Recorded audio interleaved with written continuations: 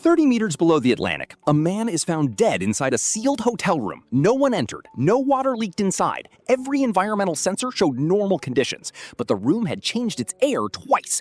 Listen until the end and see whether you can identify the killer before Detective Edward Hale reveals how an underwater hotel became the perfect murder weapon. And subscribe for more modern Sherlock-style mysteries. Murder Below the Ocean. Prologue. The Sealed Suite. At 0043, 30 meters beneath the Atlantic, Victor Soren discovered that luxury became extremely theoretical when the air changed.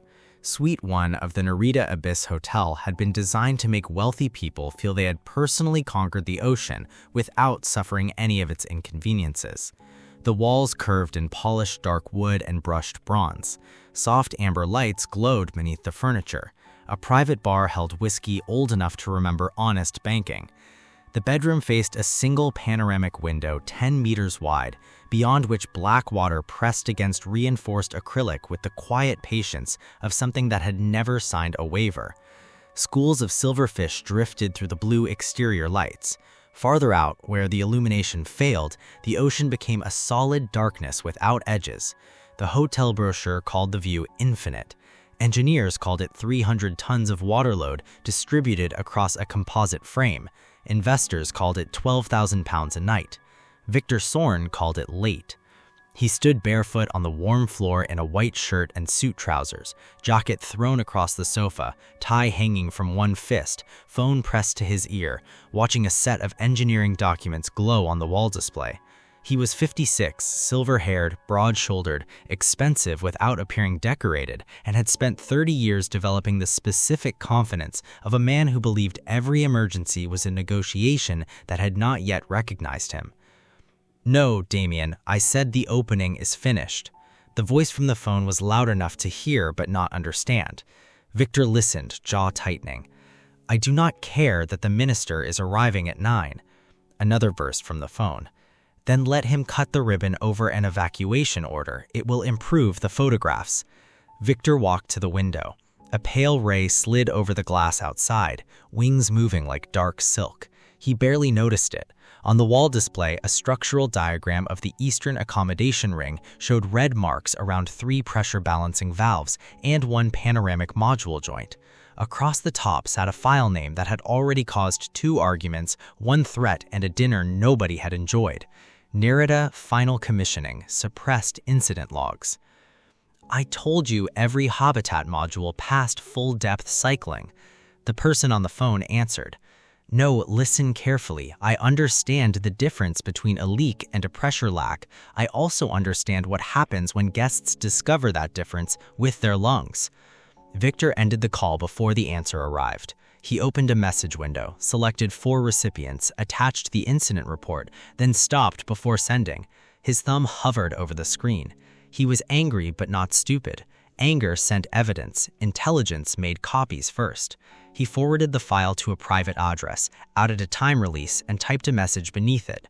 "If Nerida opens tomorrow, someone dies."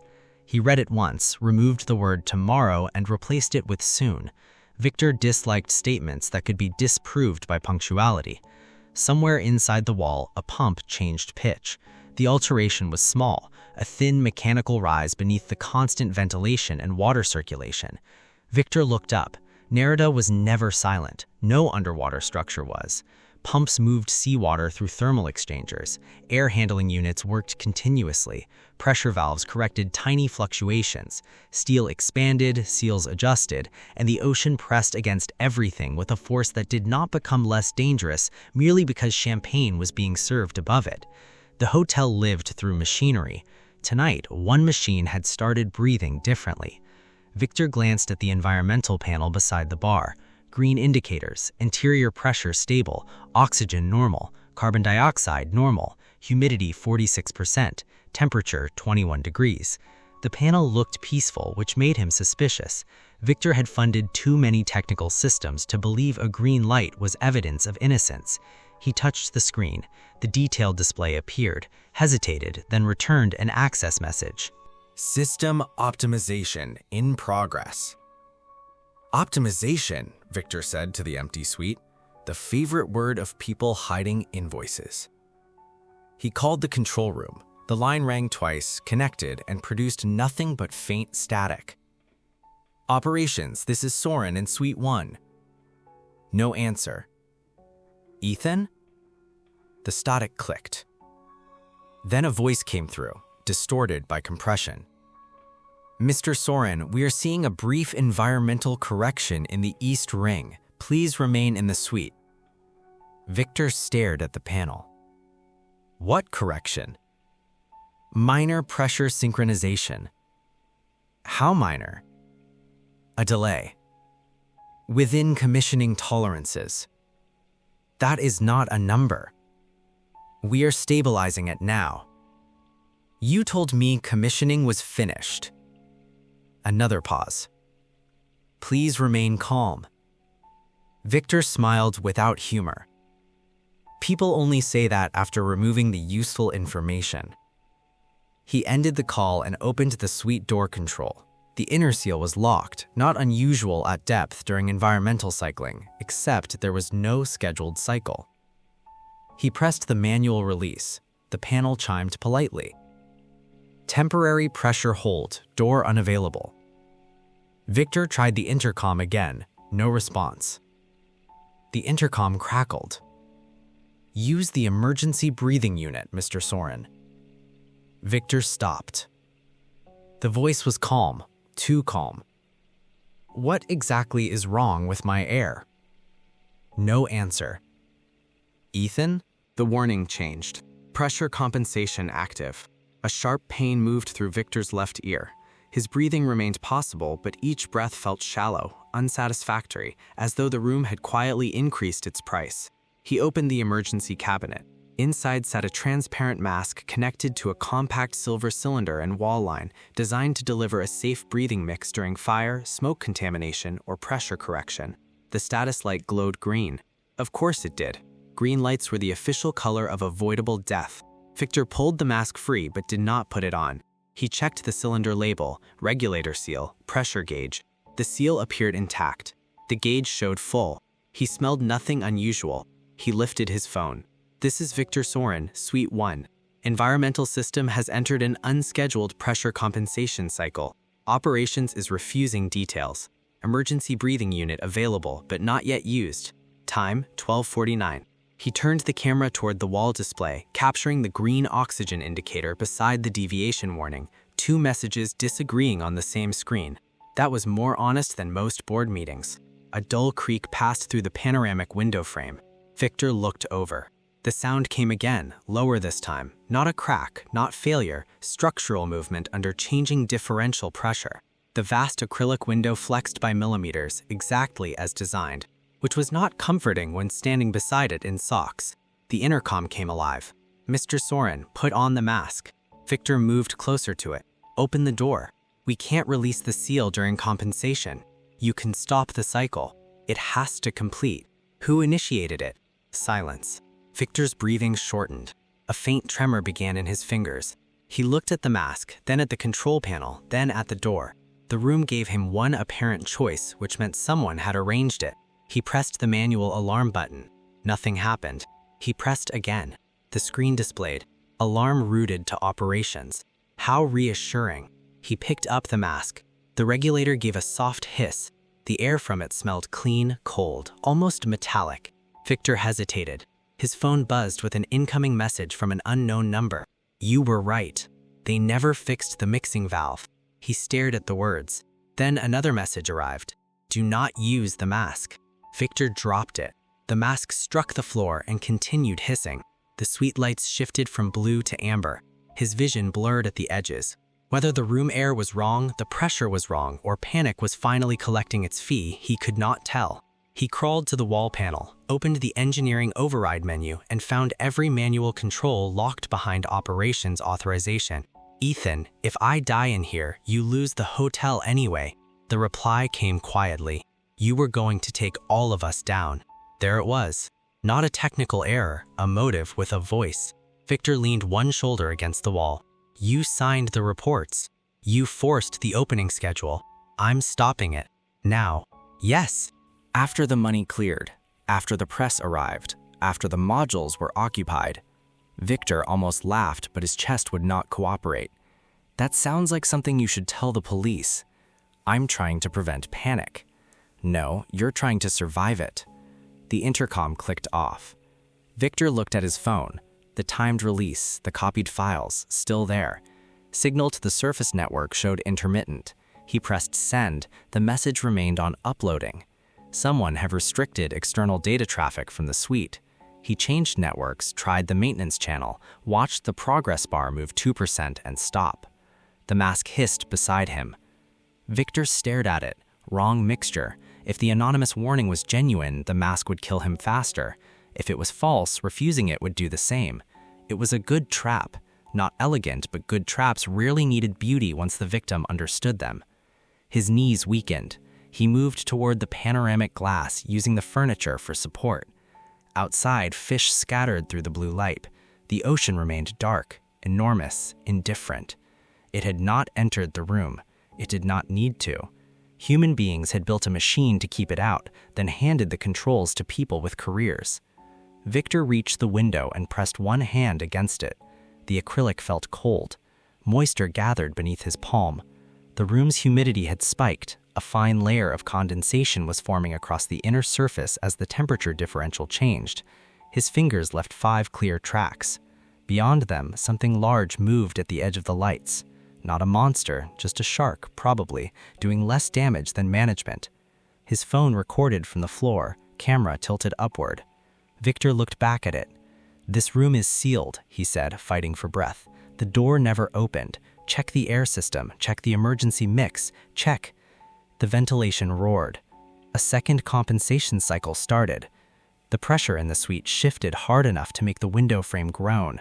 Victor's hand slid down the wet glass, leaving a long, distorted print. He collapsed beside the window. The mask continued hissing across the room, its green status light glowing faithfully. At 0054, every warning on the hotel control network cleared. At 0055, Suite 1 reported stable pressure, stable oxygen, normal humidity, secure door, no active alarm. At 0103, Director of Safety and Operations Ethan Vale entered a log entry. Minor automated correction, no guest impact. At 0620, Victor Soren failed to attend the opening breakfast. At 0634, his wife called the suite and received no answer. At 0644, security reached the east accommodation ring and found the door sealed from inside under privacy lock. The service hatch had not opened. The maintenance tunnel showed no access. Exterior dive cameras recorded no approach to the window. The acrylic remained intact. No water had entered. At 0649, emergency protocols released the door. Victor Soren lay on the floor beneath the panoramic glass, one arm stretched toward the ocean. The emergency mask rested several meters away, still connected, cylinder nearly empty. His phone lay recording beside the sofa. The wall panel showed perfect environmental conditions. On the glass above his body, condensation had formed around a single wet handprint. Clara Soren stood in the doorway and covered her mouth. Damian Cross looked at the body, then immediately at the window. Ethan Vale looked first at the emergency mask. Chief Engineer Lena Voss looked at the pressure panel. The hotel doctor looked at Victor's eyes. Everyone chose the piece of the room they feared most. Inspector Ashcroft arrived by submersible transport 40 minutes later, wet-haired, pale, and already annoyed with the concept of luxury below sea level. She stood in the sealed suite, studied the untouched door, the intact window, the body, the handprint, the mask, and the perfectly clean system display. "The ocean didn't get in," Damian Cross said. Ashcroft looked at him. "I can see that. No one entered the suite, so everyone keeps telling me. It was sealed." Ashcroft looked at the dead investor. He doesn't seem reassured. At 0812, standing in a glass corridor with 30 meters of water above her and a school of fish moving past like silent witnesses, Ashcroft called Edward Hale. He answered on the third ring. "This had better not involve a boat. It involves a hotel. That is usually worse. It's underwater." A silence. "I preferred the boat. Investor dead in a sealed suite, door locked from inside, no service access, no diver, window intact, environmental logs normal." "Then the logs are lying. You haven't seen them. You said normal. There's an emergency mask. Used? Cylinder nearly empty, body several meters away. Then either it failed or he stopped trusting it. There's a wet handprint on the inside of the window. Condensation. Ashcroft looked through the glass wall beside her at the black ocean. You're taking the romance out of it early. Romance is pressure with poor documentation. He recorded part of the incident, final words, check the air system, check the emergency mix. Edward was silent for a moment. Then, don't let anyone reset the room. They already did. Of course they did. The display says everything was stable by 1 in the morning, and he was dead shortly after. Yes, the room was corrected. Twice, according to a hidden maintenance trace. Edward exhaled. Keep the engineer, the safety director, the doctor, and whoever used the phrase minor automated correction. That would be the safety director. Then keep him especially. You're coming? Another pause. How deep? 30 meters. That is an unnecessary amount of hotel. Bring a coat. Underwater? The corridors are cold. Excellent. Murder with central heating problems. He ended the call. Ashcroft returned to Suite 1. The body remained beneath the window. The handprint remained above it. Outside, fish moved through the hotel lights and the ocean pressed against the glass with endless, honest weight. The room was sealed. The door had not opened. The window had not broken. The sea had stayed outside. And Victor Soren was dead because someone inside Nerida understood that the systems built to keep the ocean from killing a guest could do the job perfectly well on their own. The question was not who entered the underwater suite. The question was who taught the room to drown a man without using water. Chapter 1. The Room Under Pressure. Edward Hale arrived at the Nerida Abyss Hotel at 9:07 in a submersible shaped like a polished black pill, which he considered an appropriate vehicle for transporting people toward an expensive mistake. The descent took 11 minutes. Sunlight narrowed above them, blue turned dark, the water thickened against windows, and the city disappeared as if someone had closed a file. The pilot gave a practiced explanation of pressure, hull design, emergency buoyancy, and the hotel's triple redundant safety architecture. Edward listened with the expression of a man being told a chair had passed quality control after someone died sitting on it. When the Nerida complex appeared below, it was undeniably beautiful. A central steel hub anchored to the seabed, 4 curved accommodation rings extending through the darkness, transparent corridors glowing blue, service modules buried beneath protective plating, exterior lights drawing fish from black water like sparks around a furnace. The hotel looked less built than placed, an illuminated argument against common sense. Above it, thick support pylons rose toward the surface platform. Behind it, the seabed vanished into a deeper trench the brochure called the Abyss View because wealthy guests preferred their mortality branded.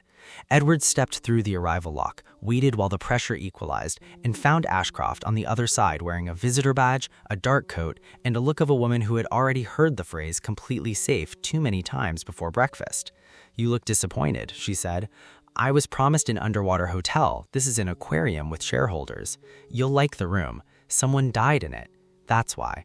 They walked through the central corridor. Water curved over the reinforced glass ceiling. Silver fish moved above them. A larger shadow passed beyond the exterior lights and vanished. Hotel staff kept to the walls, immaculate uniforms failing to hide panic. Several guests had been confined to the surface lounge, but a few wealthy holdouts remained in private suites, apparently convinced police orders were a service tier issue. Edward noticed the low, constant vibration under his shoes, pumps and compressors carrying life through the complex. Every door had a pressure seal. Every wall panel displayed oxygen, humidity, temperature, and differential pressure. Every system promised survival in tasteful fonts. Nerida did not merely keep the ocean outside, it reminded guests every few meters that the ocean was waiting. "Who reset Suite 1?" Edward asked. Operations automatically cleared the first event, then someone performed a manual baseline correction. Someone? The credential says System Administrator. Names improve systems. Ethan Vale had authority. Damian Cross had executive override. Lena Voss had engineering access. 2 night technicians had limited access. Where are the technicians? Separated, both claim they saw nothing. People who see nothing are often standing near excellent monitors. Ashcroft opened the sealed door to the east accommodation ring. The corridor beyond was narrower, more luxurious, and colder. Panoramic windows ran along one side, showing rock, drifting weed, cables, and dark water pressing beyond the blue safety lights. Suite 1 stood at the end, behind police tape. Outside waited 4 people who had already arranged themselves by hierarchy. Damien Cross stood nearest the door, CEO of Nerida and public face of the project, tall, elegant, black suit immaculate despite the hour, his expression sharpened by the discovery that money could not yet remove police. Lena Voss, chief systems engineer, stood by a wall display with a tablet under one arm, short dark hair, tired eyes, work clothes beneath an unbuttoned jacket, one cuff marked with sealant. Dr. Miriam Shaw waited near the glass, silver medical case at her feet, posture composed, gaze fixed on Edward with professional dislike prepared in advance.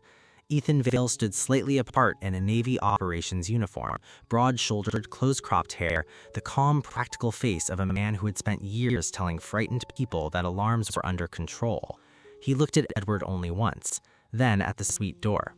Good. Fear usually stared at the thing it had touched. Damien Cross stepped forward. Mr. Hale, I want to make clear that the hotel is structurally secure. Edward looked through the glass at the ocean. I hadn't asked whether we were about to die. Rumors are already spreading.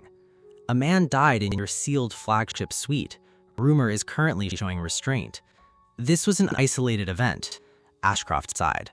Careful, that phrase killed several people at the skyscraper.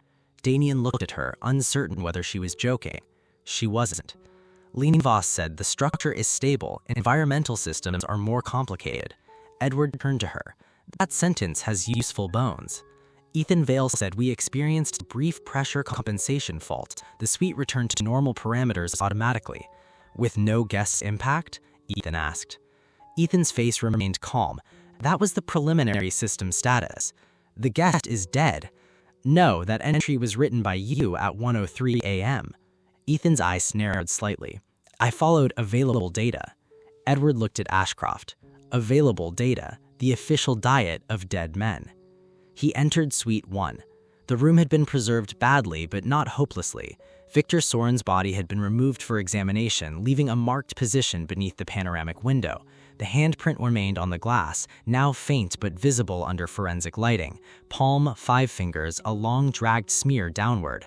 The emergency mask lay where it had fallen, connected to the silver cylinder and wall line.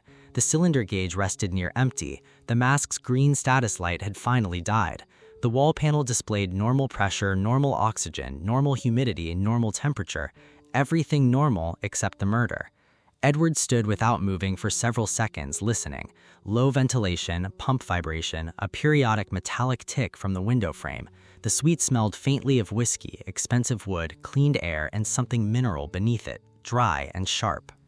Dr. Shaw entered behind him. That odor is normal after emergency gas discharge. Edward looked at her. What emergency gas? The mask supply, residual blend. You tested it? Preliminary sample only. And within acceptable medical range. Acceptable for whom? For a healthy adult. Victor Soren? She paused. He had controlled hypertension and a mild cardiac arrhythmia. Who knew? His wife, his private physician, me, possibly his son. Ethan? Dr. Shaw looked toward the corridor. Medical information is restricted. That was not an answer. Ethan spoke from the doorway.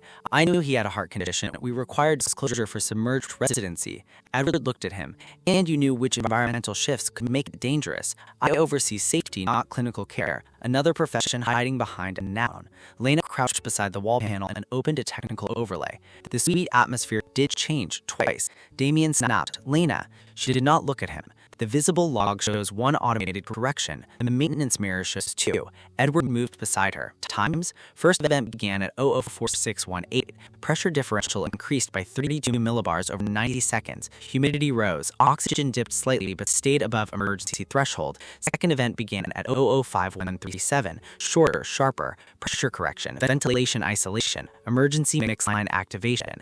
Ashcroft said the second event matches his collapse. Yes, Ethan said the second event was automatic response to instability caused by the first. Lena looked at him. No, automatic response would have used primary compensation. This used manual operations routing. Silence entered the room. Damien said, "Are you certain?" Lena turned to the tablet. The routing flag is hidden under administrator recovery. Someone told the suite to treat the second cycle as a maintenance test. Edward looked at Ethan.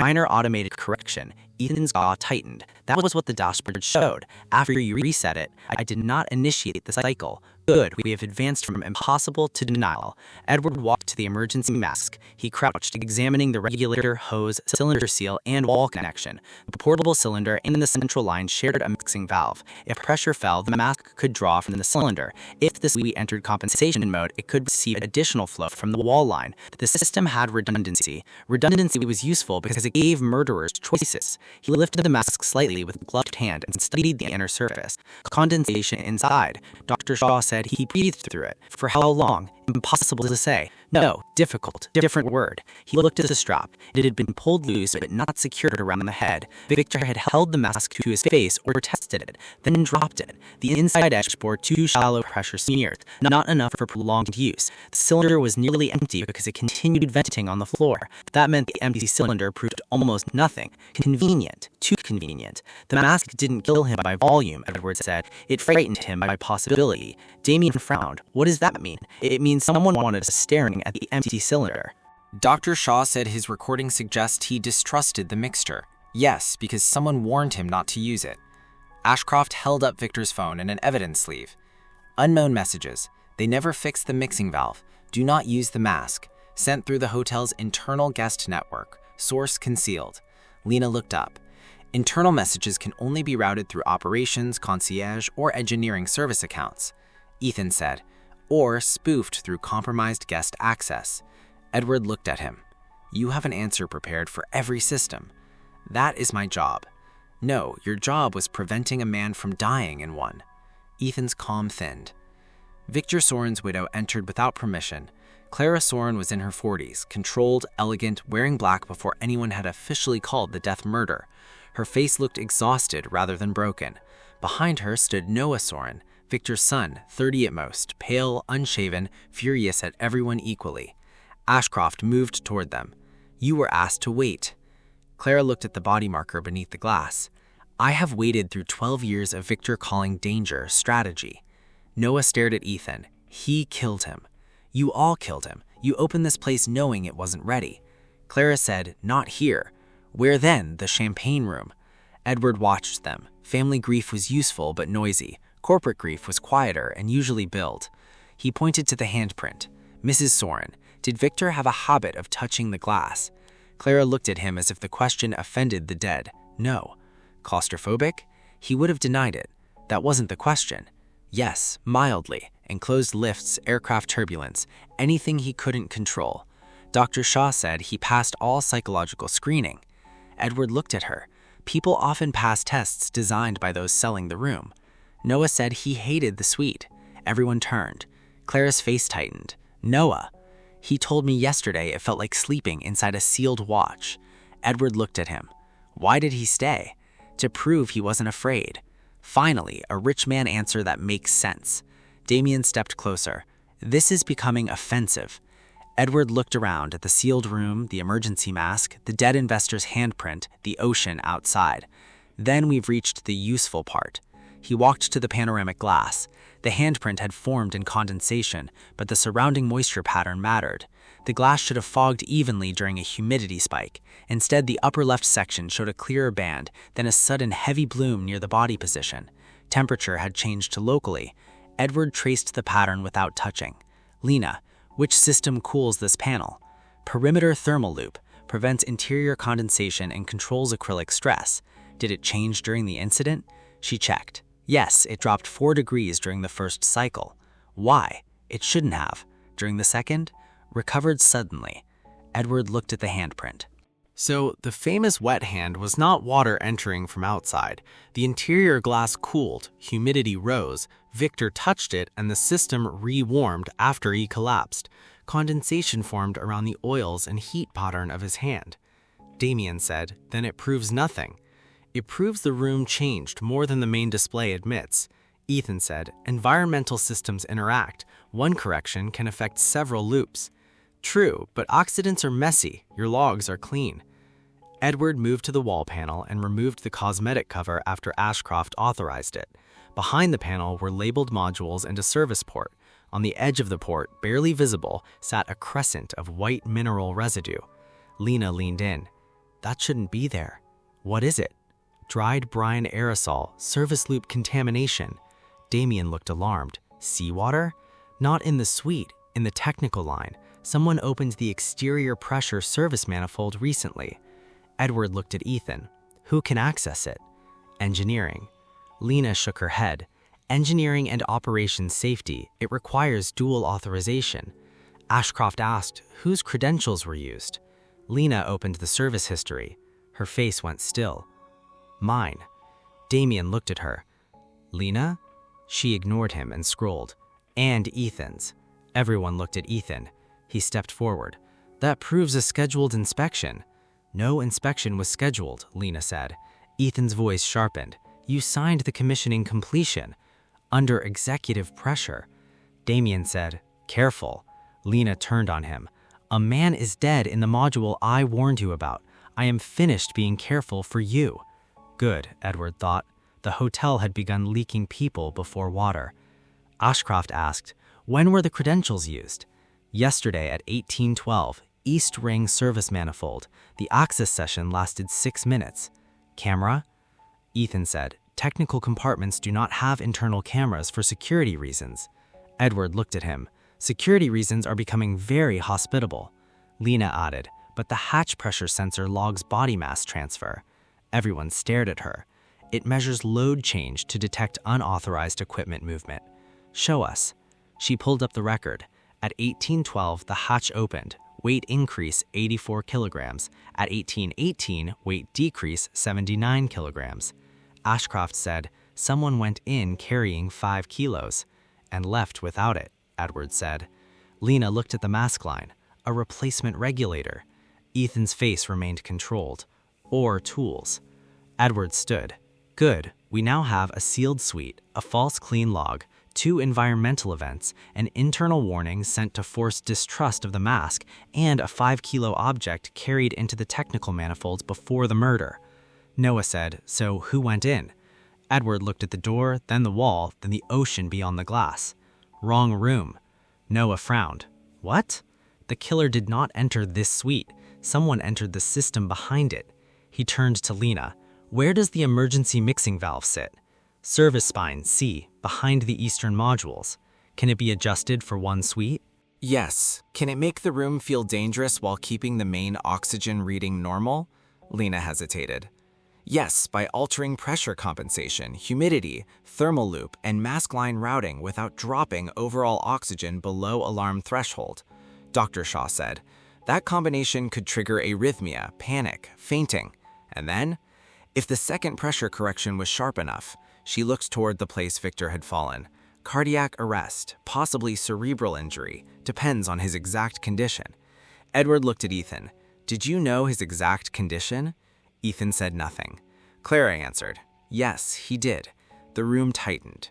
She continued, Victor had an episode during the first private tour. Ethan and Dr. Shaw treated him. Victor made them keep it out of the guest safety report. Dr. Shaw's face changed. Mrs. Soren, he threatened to replace you both if the board learned he had collapsed. Edward looked from Ethan to the doctor. Now the dead man becomes collaborative? Clara laughed once bitterly. Victor always was. Ashcroft said, what happened during the episode? Dr. Shaw folded her arms. Short arrhythmia after pressure transition, no permanent harm. Would a repeat be dangerous? Yes. Would a manipulated emergency cycle be fatal? Dr. Shaw looked at Ethan before answering. Yes. There, small, fast, but Edward saw it. She did not fear the machine, she feared the man who controlled it. Edward walked to Victor's wall display. The unsent file remained preserved in temporary memory. Suppressed incident logs. He opens the first hidden report. Cleaner collapsed during pressure test. Second, technician disoriented after mask line calibration. Third, guest trial participant suffered ear bleeding and tachycardia. All officially reclassified, all signed by Ethan Vale. All copied to Damien Cross. Lena's objections attached, then marked resolved. The ocean outside remained black and calm. Victor was going to shut the opening down, Edward said. Damien replied, he was threatening leverage. Victor never shut anything down unless he owned the restart. Still enough motive. For half the complex, Noah said. Edward looked at him. Finally, the family contributes. Ashcroft's phone buzzed. She read the message and looked toward Ethan. Operations search found a missing portable regulator from service spine C inventory, 5.2 kilograms. Lena closed her eyes. Ethan said, "Inventory errors happen." Edward smiled faintly. "Not underwater. Down here, even mistakes have serial numbers." Ashcroft stepped closer to Ethan. "Where were you at 1812 yesterday?" "In the control hub." "Witnesses?" "Staff." "Specific staff?" He hesitated. Edward saw Damien's attention shift toward him. Corporate alliances began to taking on water. Ethan said, "I'll need to check." "No," Edward replied. "You'll need to remember. Checking is what people do after they decide which answer survives." The ventilation changed pitch again. Everyone in the suite heard a now. Clara looked toward the ceiling. Noah stepped away from the window. Damien glanced at the pressure display. Dr. Shaw watched Ethan. Lena watched the service data. Ashcroft watched all of them. Edward did not look at the panel. He looked at their faces. The room had become a test, and instinct had sorted them by fear. The widow feared the glass. The son feared Ethan. The doctor feared the medical history. The engineer feared the system. The CEO feared the reports. The safety director feared the logs. Edward looked down at the hidden maintenance trace one last time. 2 interventions. First, to frighten Victor into using the mask. Second, to kill him when he refused. The anonymous message had not tried to save Victor. It had directed his behavior. Seal service spine C. No one touches the regulator manifold, the pressure valves, or the mask line controller. Ashcroft nodded. Ethan said, "You cannot shut that spine without affecting occupied suites." Edward looked at him. "Then evacuate them." Damien stepped forward. "That would destroy the opening." A useful side effect. "You have no authority to close the hotel." Ashcroft turned. "I do." Damien stared at her. Outside the glass, the large shadow returned, gliding through the edge of the lights. This time, Edward saw it clearly. A shark, long and pale, moving past the suite without interest. No curse, no monster, no oceanic vengeance. Just an animal outside the glass and frightened people inside it. Edward looked at the perfect green display above the dead man's handprint. Suite 1 was sealed once, but someone corrected its environment twice. Lena nodded slowly. The first cycle made him reach for the mask. And the second? Edward looked at Ethan Vale. The second punished him for understanding the first. The wall panel remained green, perfectly stable, which in Nerida was beginning to look very much like a confession. Chapter 2. The Opening Night. Nerida's opening night reception had been designed to convince 200 wealthy people that 30 meters of water above their heads was an amenity rather than a threat. The central atrium had curved glass walls, a champagne bar, a string quartet on a raised platform, and a suspended sculpture made from polished fish, whose combined cost could probably have repaired every pressure valve Victor Soren had been shouting about. Now the musicians were gone, the champagne had been covered, and the guests had been transferred to the surface in angry groups according to how loudly they threatened lawsuits. Edward Hale stood beneath the sculpture with Ashcroft, while the remaining suspects sat around a circular dining table meant for 12. Damien crossed in front of him. Clara Soren sat opposite him, hands folded, grief-worn with such discipline it had become almost formal. Noah Soren slouched beside her, jaw tight, one knee bouncing. Lena Voss had brought 3 tablets, 2 printed diagrams, and no patience. Dr. Miriam Shaw sat upright with her medical case at her feet. Ethan Vale remained near the emergency exit rather than the table, which Edward considered either professional instinct or a poor attempt at symbolism. Outside the glass, black water drifted past the hotel lights. Every few minutes, a fish crossed the windows and made someone look up too quickly. "The hotel is evacuated," Ashcroft said. "No one leaves the complex until interviews are complete." Damien Cross leaned forward. "You cannot keep senior investors and officials underwater indefinitely." Edward looked at him. "Then try honesty. It rises faster." Damien ignored him. "Nerida employs 400 people. If this becomes a criminal shutdown, a man died in a sealed suite. It has already become inconvenient." Clara Soren looked toward the empty champagne bar. "Victor would hate this." Noah laughed without humor. "He'd hate not being the one causing it." Edward turned to Noah. "You argued with your father yesterday." "We argued every day. It was our healthiest tradition." "About Nerida?" "About him pretending he had suddenly discovered ethics." Damien said, "Noah." "No, let him hear it." Victor pushed the opening for months. He threatened Lena, Ethan, the contractors, anyone who mentioned a delay. Then yesterday, he read one report and decided he was the only man brave enough to stop the hotel. Edward looked at Damien. True? Damien's face remained composed. Victor was aggressive about schedule, so was the board. And when he changed his position, he did not change his position, he changed his leverage. Clara said he was frightened. Everyone looked at her. She continued. Victor did not frighten easily. He became cruel when frightened because cruelty felt like control. Edward nodded. Useful diagnosis. Dr. Shaw shifted. His medical condition also made pressure transitions psychologically difficult. Edward looked at her. You said mild arrhythmia. It was mild. Until it wasn't. Her expression tightened. Noah said, "Tell him about the trial collapse." Clara closed her eyes briefly. Dr. Shaw said, Victor suffered a brief cardiac episode during a private systems demonstration 6 weeks ago. Inside Nerida? Yes. Which module? Ethan answered, East Ring Test Suite 2. Same environmental spine as Suite 1? Lena looked at him before answering. Yes. Edward turned to Dr. Shaw. What triggered the episode? A pressure compensation cycle coincided with a faulty breathing unit calibration. Faulty how? The emergency mix delivered a higher oxygen concentration than programmed and an unstable flow rate. Lena cut in. That was the official version. Damien looked at her. Lena. She turned her tablet toward Edward. The original sensor data showed the opposite. Oxygen delivery dropped during the first 12 seconds. The line pulled contaminated buffer gas from the service manifold. Dr. Shaw's head turned sharply. You told me the data was corrupted. Ethan said, It was. Lena looked at him. You deleted it. Silence settled over the table more quickly than pressure. Ethan stepped away from the exit. That is a serious accusation. So was the report I filed. Damien said, The issue was corrected. Lena's laugh was short. No, it was reclassified. Edward looked at the 6 faces around the table. Let's try something fashionable. Facts. He pointed to Lena. The hotel has a defective emergency mixing system. Intermittent crossfeed fault, she said. Under certain pressure corrections, one suite can draw from the wrong buffer line. Can that kill? Yes. Dr. Shaw added, in a healthy person, probably not immediately. In Victor, during stress and pressure fluctuation, yes. Edward looked at Ethan. You signed the fault as resolved. I signed the completed commissioning review. Same lie, better stationary. Damien said, Ethan signed what engineering gave him.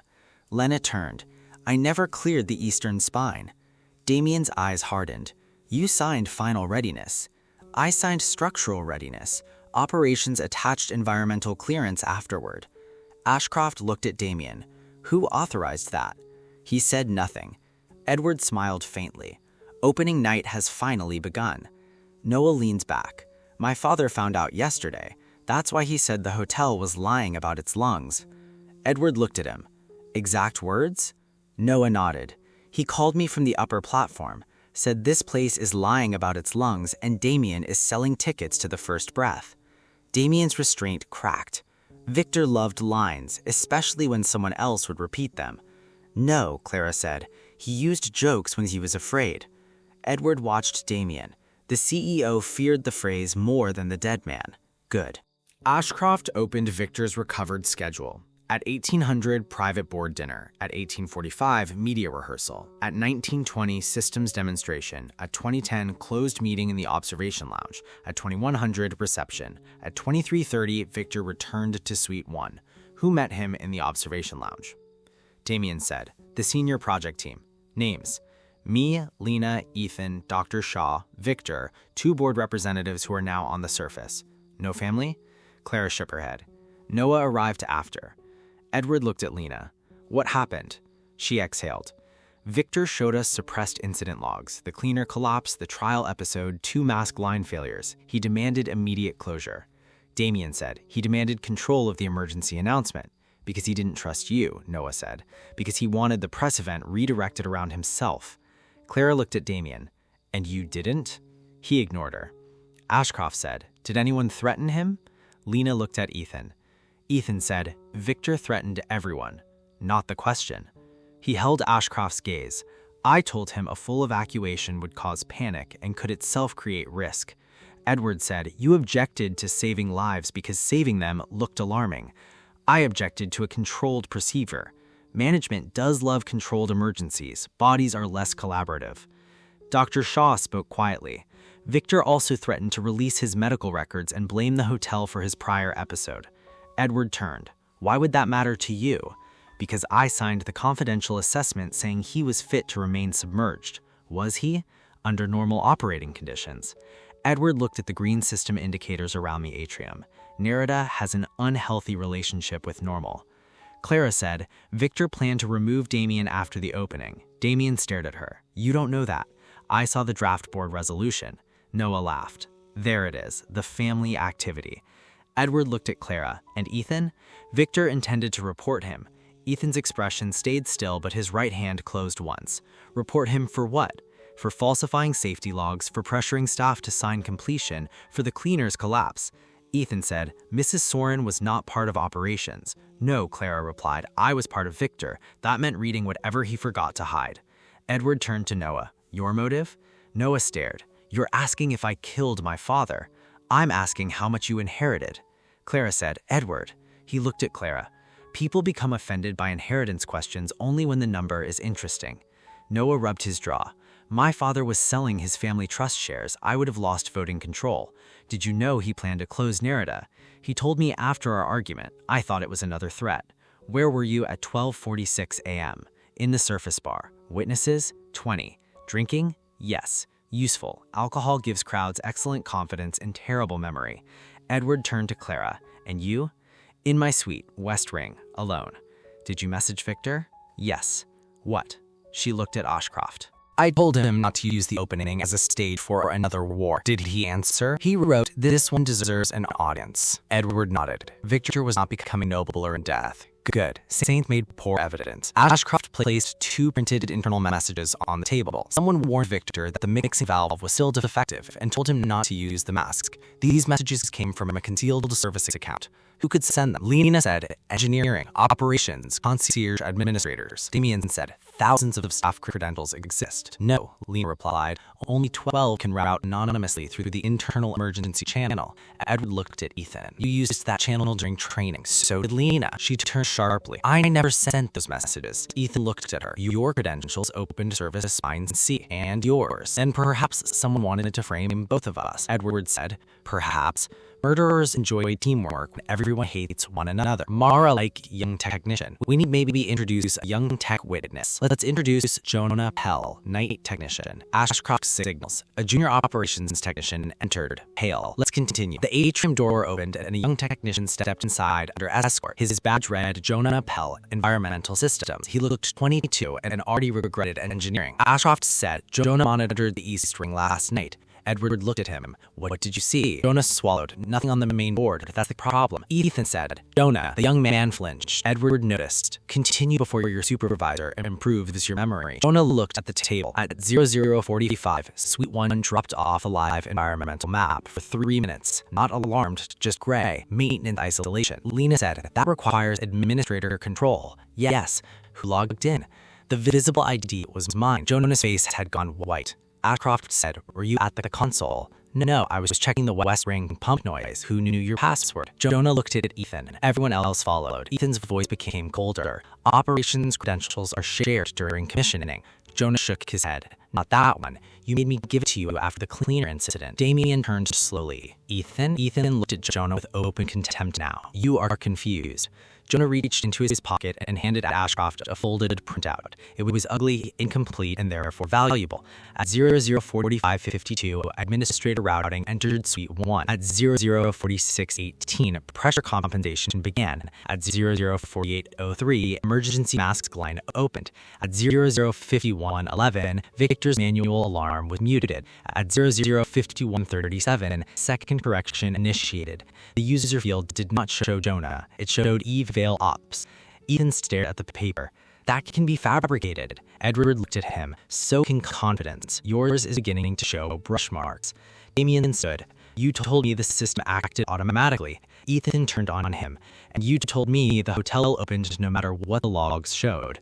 There it was, the first crack between the men who had built Nerida's public face and private lungs. Edward stepped closer to Ethan. "Did Damien order Victor killed?" No. Did he order the first cycle? Ethan said nothing. Damien's face changed. Ashcroft saw it, so there was an order. Damien snapped, "I authorized a controlled environmental interruption. Nothing dangerous. We needed Victor out of the press event and under medical supervision until the board could meet." Clara stood. "You locked him in a suite and triggered the system. It was meant to produce discomfort, not harm." Edward looked at him. "That sentence breeds well in court." Dr. Shaw said, horrified, "You knew his condition." Damien turned to her. "You said the risk was manageable." "I said under monitored conditions." Ethan laughed once, bitterly. Everyone signed something. Edward looked around the table. There it was. Not one clean killer, but a submerged chain of cowardice. Damien authorized the first cycle to incapacitate Victor. Ethan controls the systems. Dr. Shaw had provided medical reassurance. Lena's warning was ignored. Someone then sent the mask warning. Someone triggered the second correction. The first event might have been conspiracy to frighten. The second was murder. Edward tapped the printout. "Damien ordered the room to scare Victor." Damien said nothing. "You executed it," Edward said to Ethan. "I followed an operational directive, and when Victor refused the mask, Ethan's eyes hardened. That is speculation." "No, that is the reason for the anonymous warning. Whoever sent it knew the mask line was compromised. The message was not mercy. It forced him away from the only system that might have stabilized his breathing." Lena said, "Then the second cycle was not part of Damien's instruction?" Damien looked at Ethan. Ethan did not look back. Outside the glass, a cloud of small fish changed direction at once,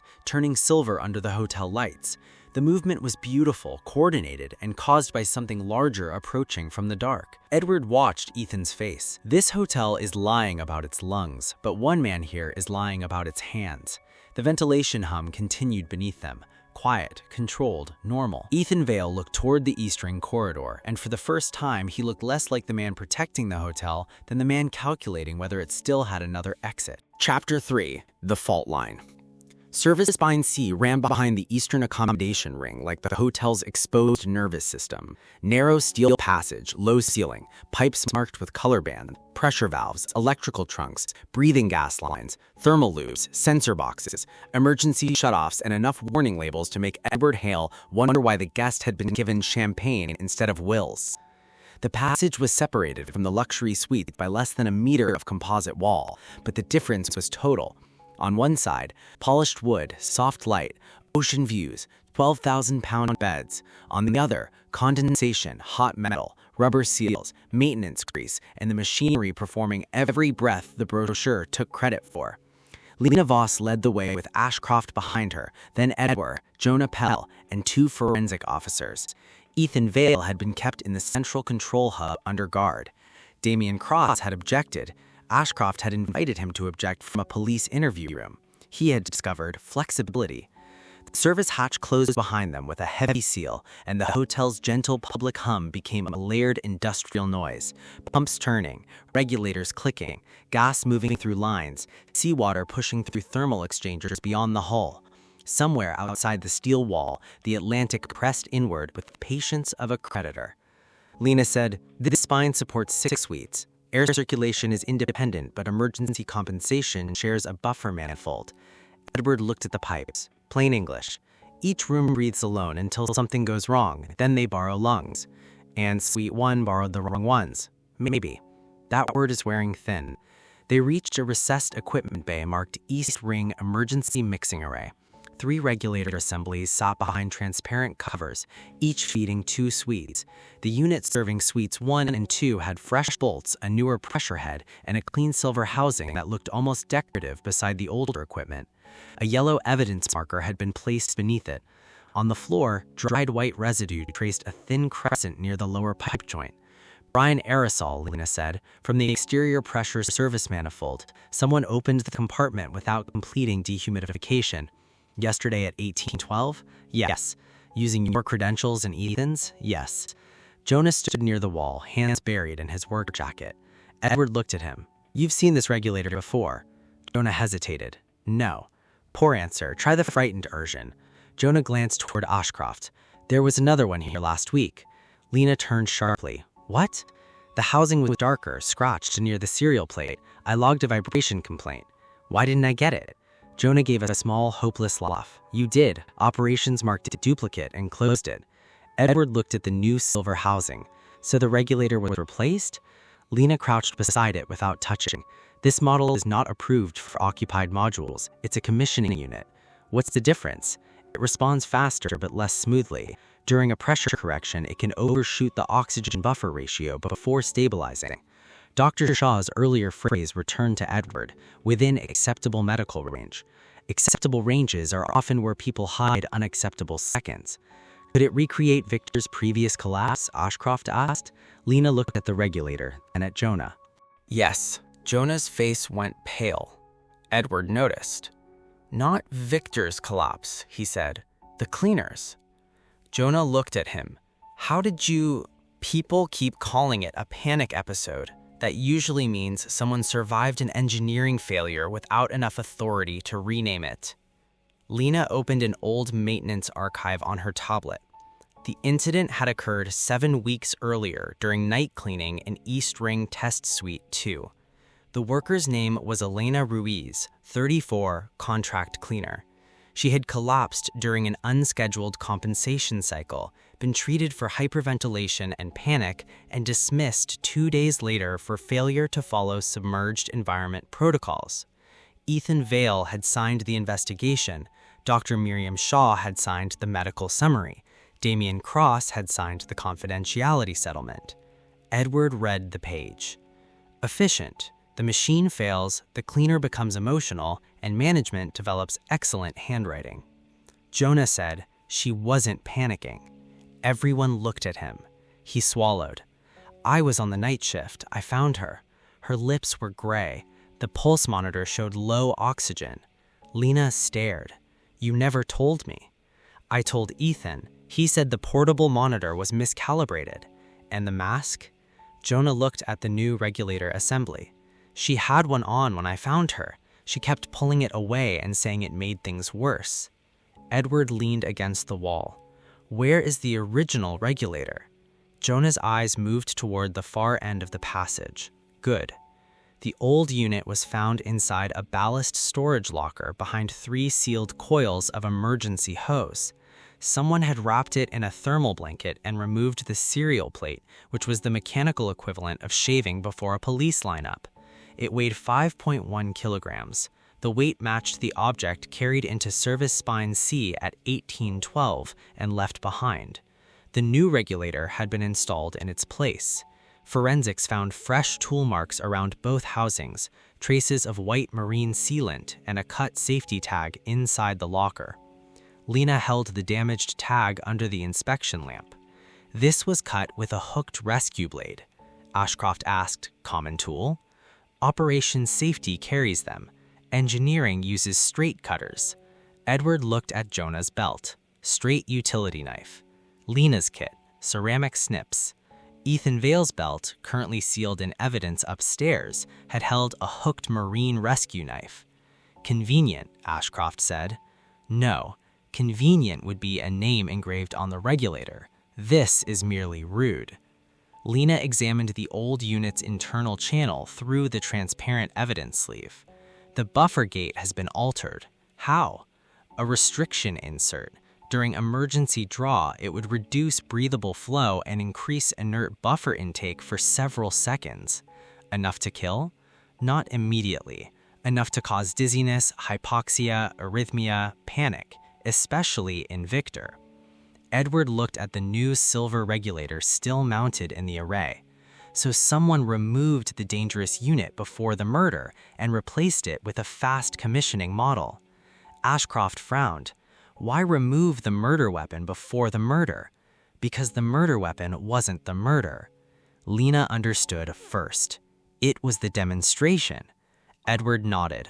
The old unit produced Elena Ruiz's collapse. Victor found the suppressed reports. Someone wanted to recreate the same failure in his suite, frighten him, incapacitate him, and then blame the system fault they had already buried. Jonah said, but he didn't use the mask. No, someone warned him. Ashcroft looked at him. You said the messages were meant to control him, not save him. I was wrong about the sender. Jonah's face changed. Edward turned. You sent them. The young technician said nothing. Lena stared at him. Jonah. He pressed both hands against his mouth, then dropped them. I saw the maintenance isolation on Suite 1, then I saw the old regulator missing from inventory. I knew what happened to Elena. I sent the messages through a diagnostic account. Ashcroft's voice hardened. Why conceal yourself? Because Ethan fired Elena after she complained, because he made me sign a corrected incident log, because people who tell the truth here get transferred to the surface with no references. Edward looked at him. You wrote they never fixed the mixing valve. Yes. And do not use the mask. Yes. Did you trigger either environmental cycle? No. Can you prove where you were? I was at West Ring Pump 2, camera and tool tack. Ashcroft checked with an officer. Confirmation arrived minutes later. Jonah was visible in the West Service Bay through the first event and remained there until after the second. The anonymous warning was mercy after all, only dressed as fear because Nerida punished honesty more reliably than technical failure.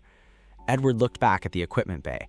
The first cycle had been ordered by Damien to frighten Victor and executed through Ethan's operations account.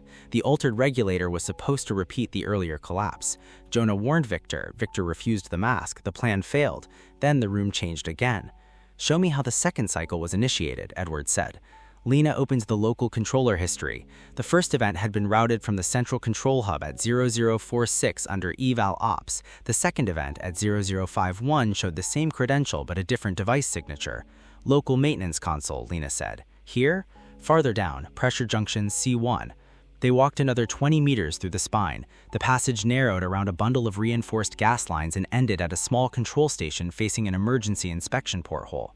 Beyond the thick circular glass, exterior lights illuminated drifting sediment and a section of the hotel's curved hull. The ocean moved inches away on the other side, black and absolute.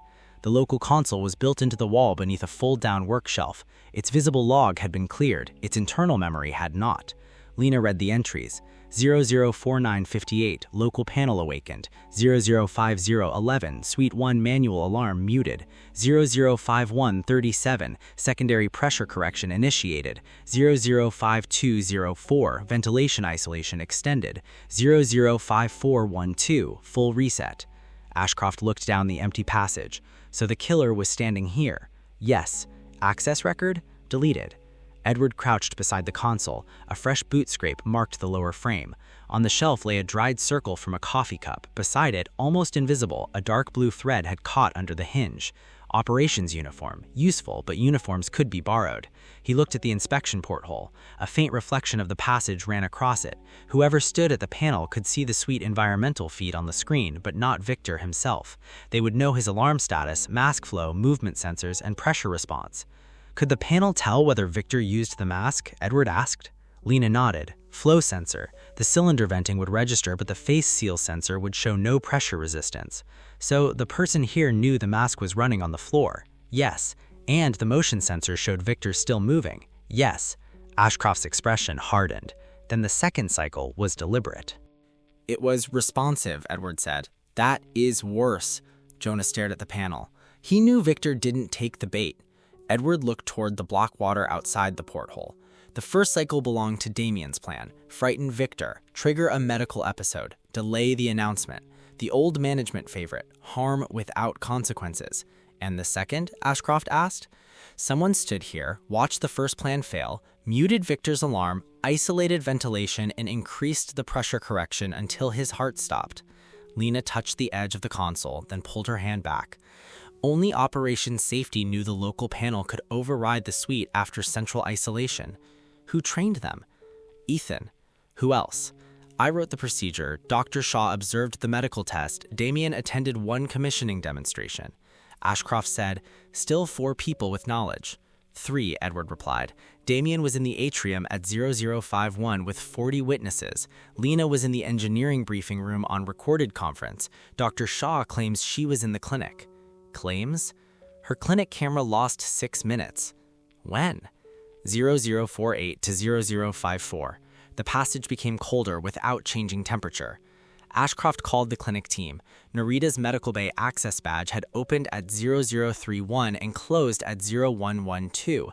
No internal corridor exit was logged, but Nerida's medical bay shared a service connection with Spine C for emergency gas inspection. A narrow staff hatch existed behind the supply room. Lena swore under her breath. Edward looked at her. "You forgot a door?" "I forgot a maintenance hatch." Doors often improve their resume during murder. The hatch sat 12 meters from the local console. Its electronic log was clean, but the manual wheel bore a faint smear of transparent medical lubricant used on breathing masks. Dr. Shaw used that lubricant. So did the emergency equipment team. On the floor below it lay a partial shoe mark, narrow, smooth-soled, smaller than Ethan Vale's heavy operations boot. Ashcroft looked at Edward. "Doctor, or someone carrying medical supplies. Ethan wears size 11 safety boots. Unless he changed shoes. You're protecting the theory."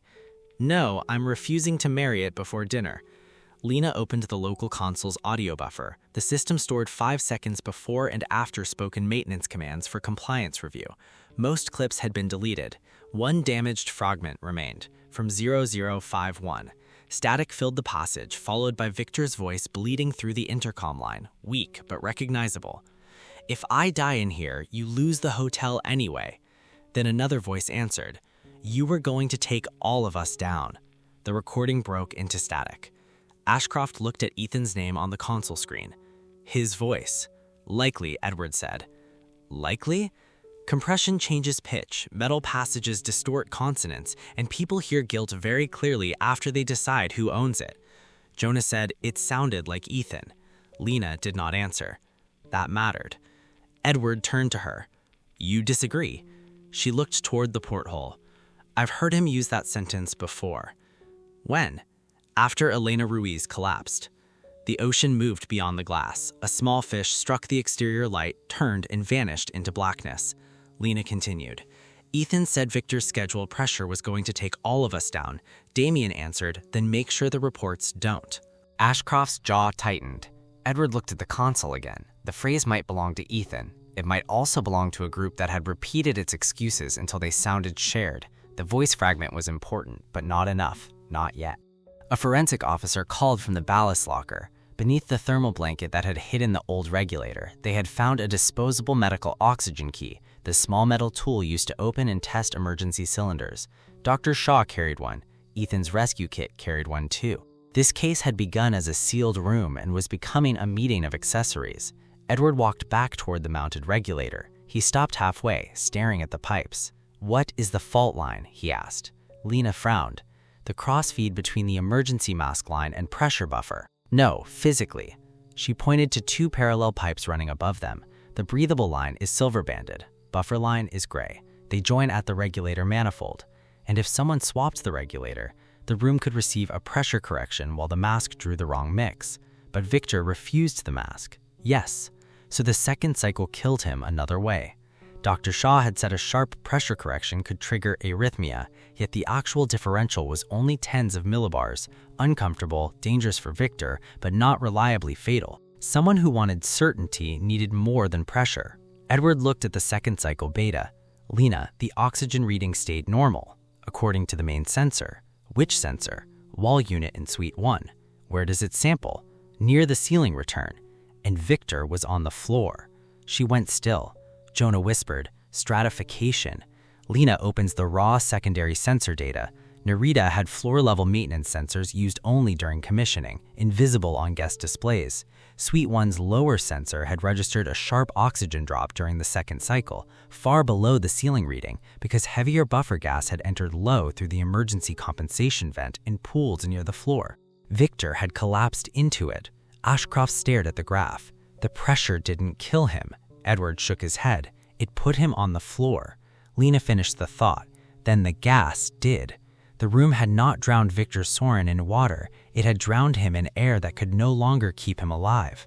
Edward looked toward the medical hatch, the operations console, the altered regulator, and the hidden lower sensor someone had removed from the visible report. The first attack required a faulty mask. The second required medical knowledge, operations access, and awareness that Victor would fall into a low layer of inert gas. Not one skill set, 2. Ashcroft saw it in his face. "You think Ethan had help? I think a security director knows systems, a doctor knows bodies, and this hotel this expensive did not build its lies one department at a time." At that moment, the service spine alarm sounded once, a sharp electronic chirp. Lena checked her tablet. Medical hatch opened. Ashcroft turned. "Dr. Shaw is under guard." Jonah looked down the passage. Then who opened it?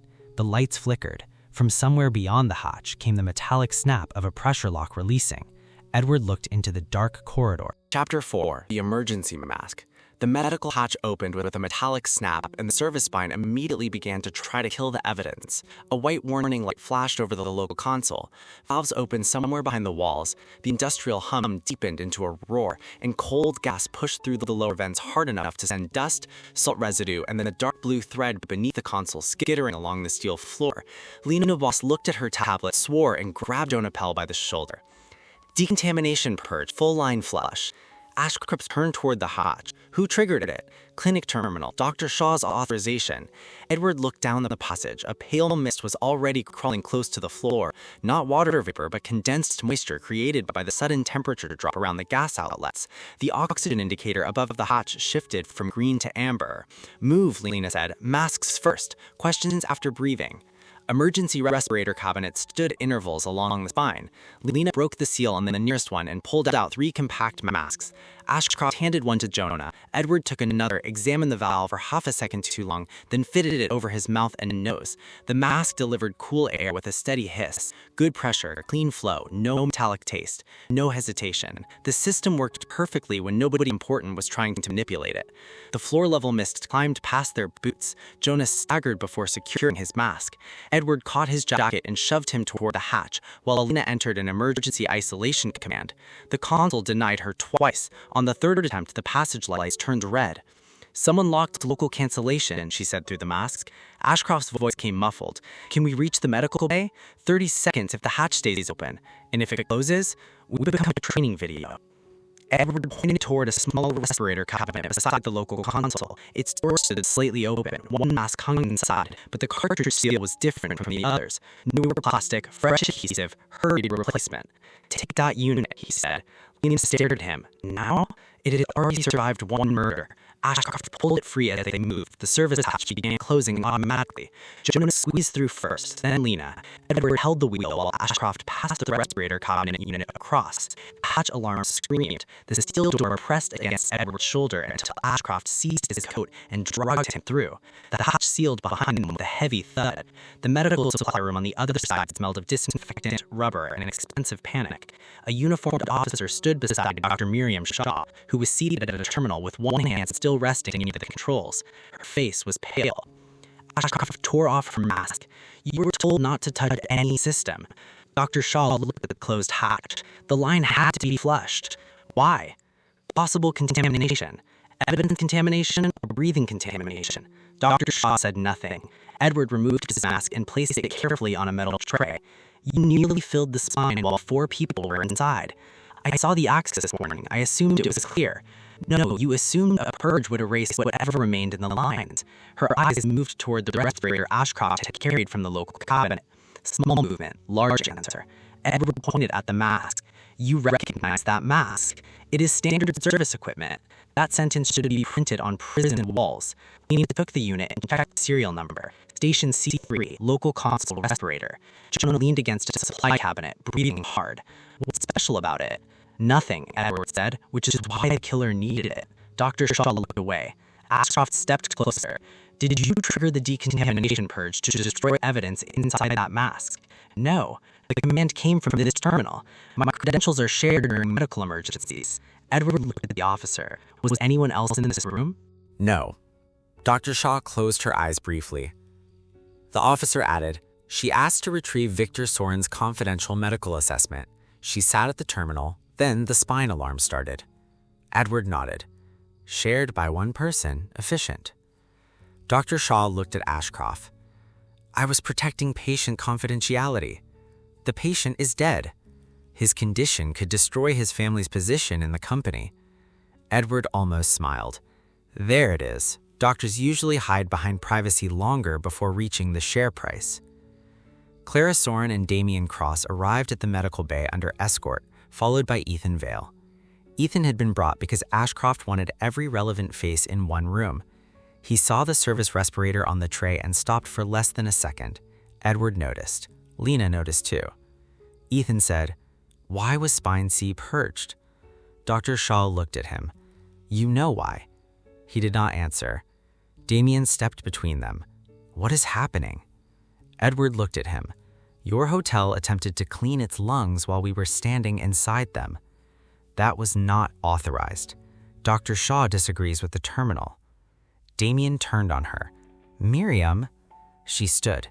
"You told me the incident had to remain contained. I told you to secure medical records. You told me no trace of the first trial failure could reach the review board." Damien's face hardened. "That was before Victor died." Dr. Shaw laughed once, quietly and without humor. "You keep discovering morals after the timestamp." Edward looked at Ashcroft. "Good, they're interviewing each other." Clara stared at Dr. Shaw. "You knew Victor could die in that suite." "I knew he was vulnerable." "You signed him fit, because he threatened to remove me if I didn't." Clara stepped closer. "And that made his heart less fragile?" "No." "Then you signed a lie." "Yes." The admission was so direct it silenced even Damien. Dr. Shaw sat again, exhaustion replacing her professional posture. Edward said, "Tell us about the first cycle." Dr. Shaw looked at Damien. He said, "Do not answer without counsel." She turned to him. "Victor is dead. The hotel is closed. Your advice has completed its work." She looked at Ashcroft. Damien wanted Victor medically disabled before the morning announcement. Nothing permanent, a controlled pressure event designed to trigger symptoms similar to his earlier episode. Ethan would initiate it. I provided Victor's risk thresholds and told them when to stop. Jonas stared at her. "The mask was safe?" "Yes, he looked sick. I warned him not to use it." Edward turned to him. "You warned him based on the old regulator and Elena Ruiz." Jonah nodded. Dr. Shaw looked at the young technician. "You could not have known it had been replaced. You fired Elena." "I did not. You signed the report." Her face tightened. "Yes." Jonah looked away. Edward returned his attention to the respirator from station C-3. The guest mask was safe. The service respirator was also safe. The first cycle was supposed to frighten Victor toward his mask. Jonah's warning changed his behavior. He rejected it. Damien's plan failed. Damien said, "I did not authorize anything beyond the first controlled event." "Correct," Edward said. "You arranged assault with medical stationery. Murder required initiative." Ethan Vale's calm remained in place, but now it looked attached rather than natural. "This is all speculation built on Dr. Shaw saving herself." Edward looked at him. "No, the service mask is saving us." Lena opened the respirator's data port. Nerida's service masks recorded cartridge use, flow duration, and pressure exposure so operations could replace them after emergency deployment. She connected it to her tablet. The internal history appeared. Lost activation, 005048. Duration, 3 minutes 26 seconds. Ashcroft looked toward Ethan. The second cycle started at 005137. Lena nodded. "The person at the local console put on this mask 49 seconds before dumping buffer gas into Suite 1. Ethan said, "Any technician could have used it." Jonah shook his head. "Station C-3 cabinet is inside the restricted pressure zone. Only operations supervisors and medical response leads had authorization last night." Dr. Shaw said, "I never used that mask." "Then you won't object to the interior seal being tested." Her face remained still. Ethan's did not. Very small, tightening around the jaw, a breath held and released through the nose. Edward had been waiting for it. Ashcroft bagged the respirator. Ethan said, "The mask would have been cleaned after use." "No, the cartridge was replaced, the face seal wasn't." "Then the purge contaminated it." Edward looked at him. "You knew the cartridge had been replaced." Ethan stopped. Nobody had mentioned that aloud.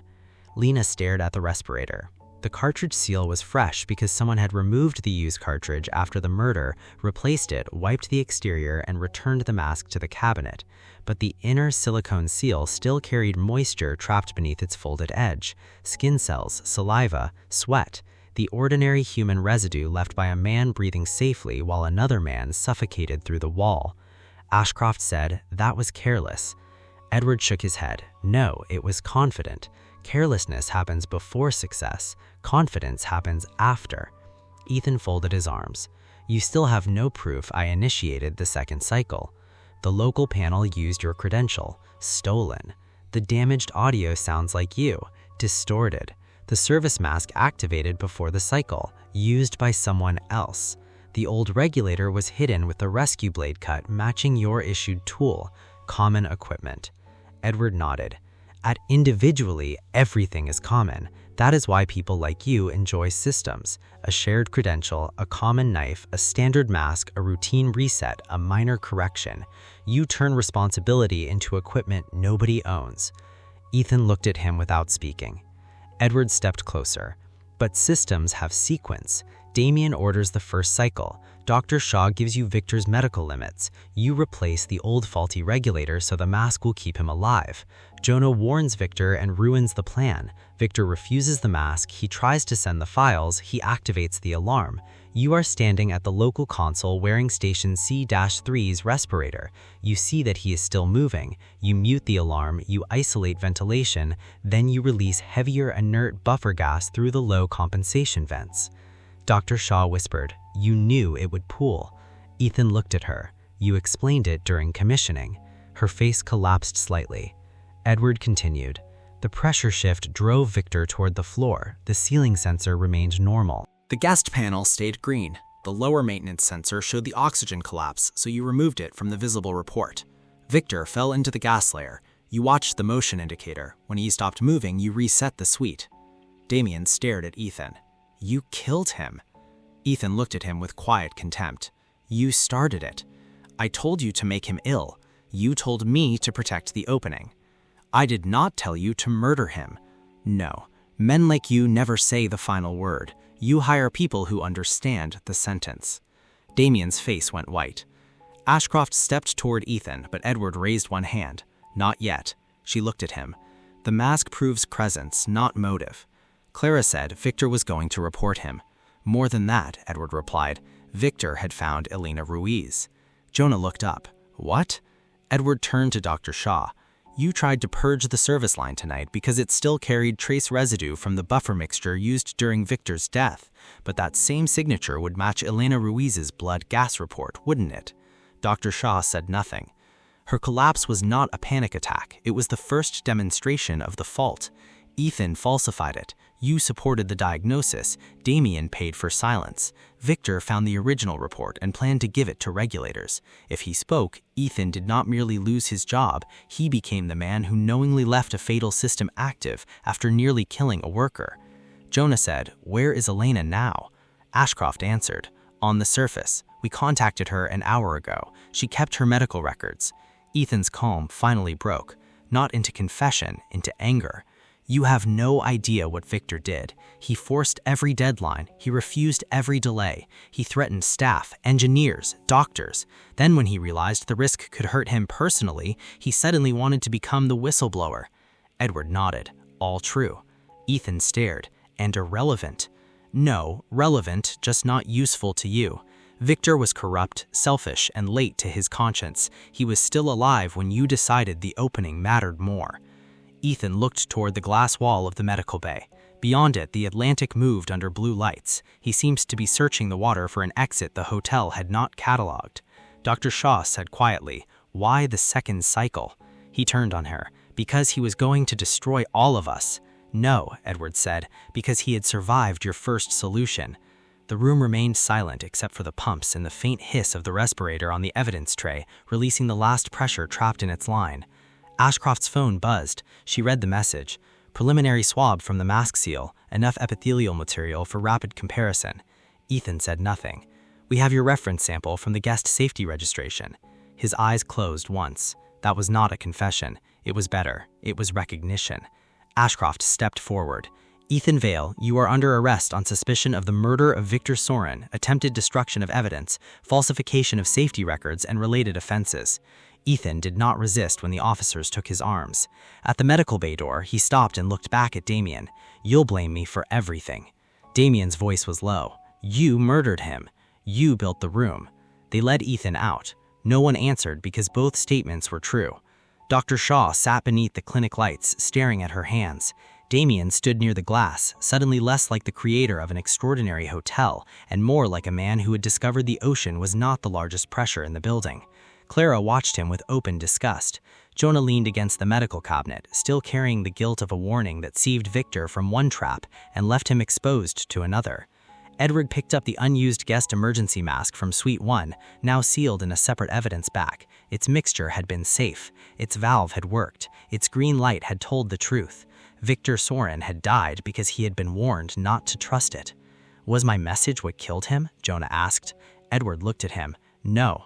He might have lived if he used the mask. He might have lived if Damien had not ordered the first cycle, if Dr. Shaw had not provided the limits, if Ethan had not opened the buffer line, if the hotel had reported Elena Ruiz honestly. Do not let the last person trying to help carry the whole chain. Jonah nodded, but grief rarely accepted logic on the first delivery. Edward looked towards service spine C. The emergency mask had solved the impossible room because the killer needed one while standing outside it. The guest was sealed inside. The killer was sealed safely on the other side of the wall, breathing clean air while he turned the room's lower atmosphere into a quiet sea without water. The door never opened. The glass never cracked. The ocean never entered. Only the hotel's own air crossed the room. And that had been enough. Chapter 5. The Man Who Controlled the Doors.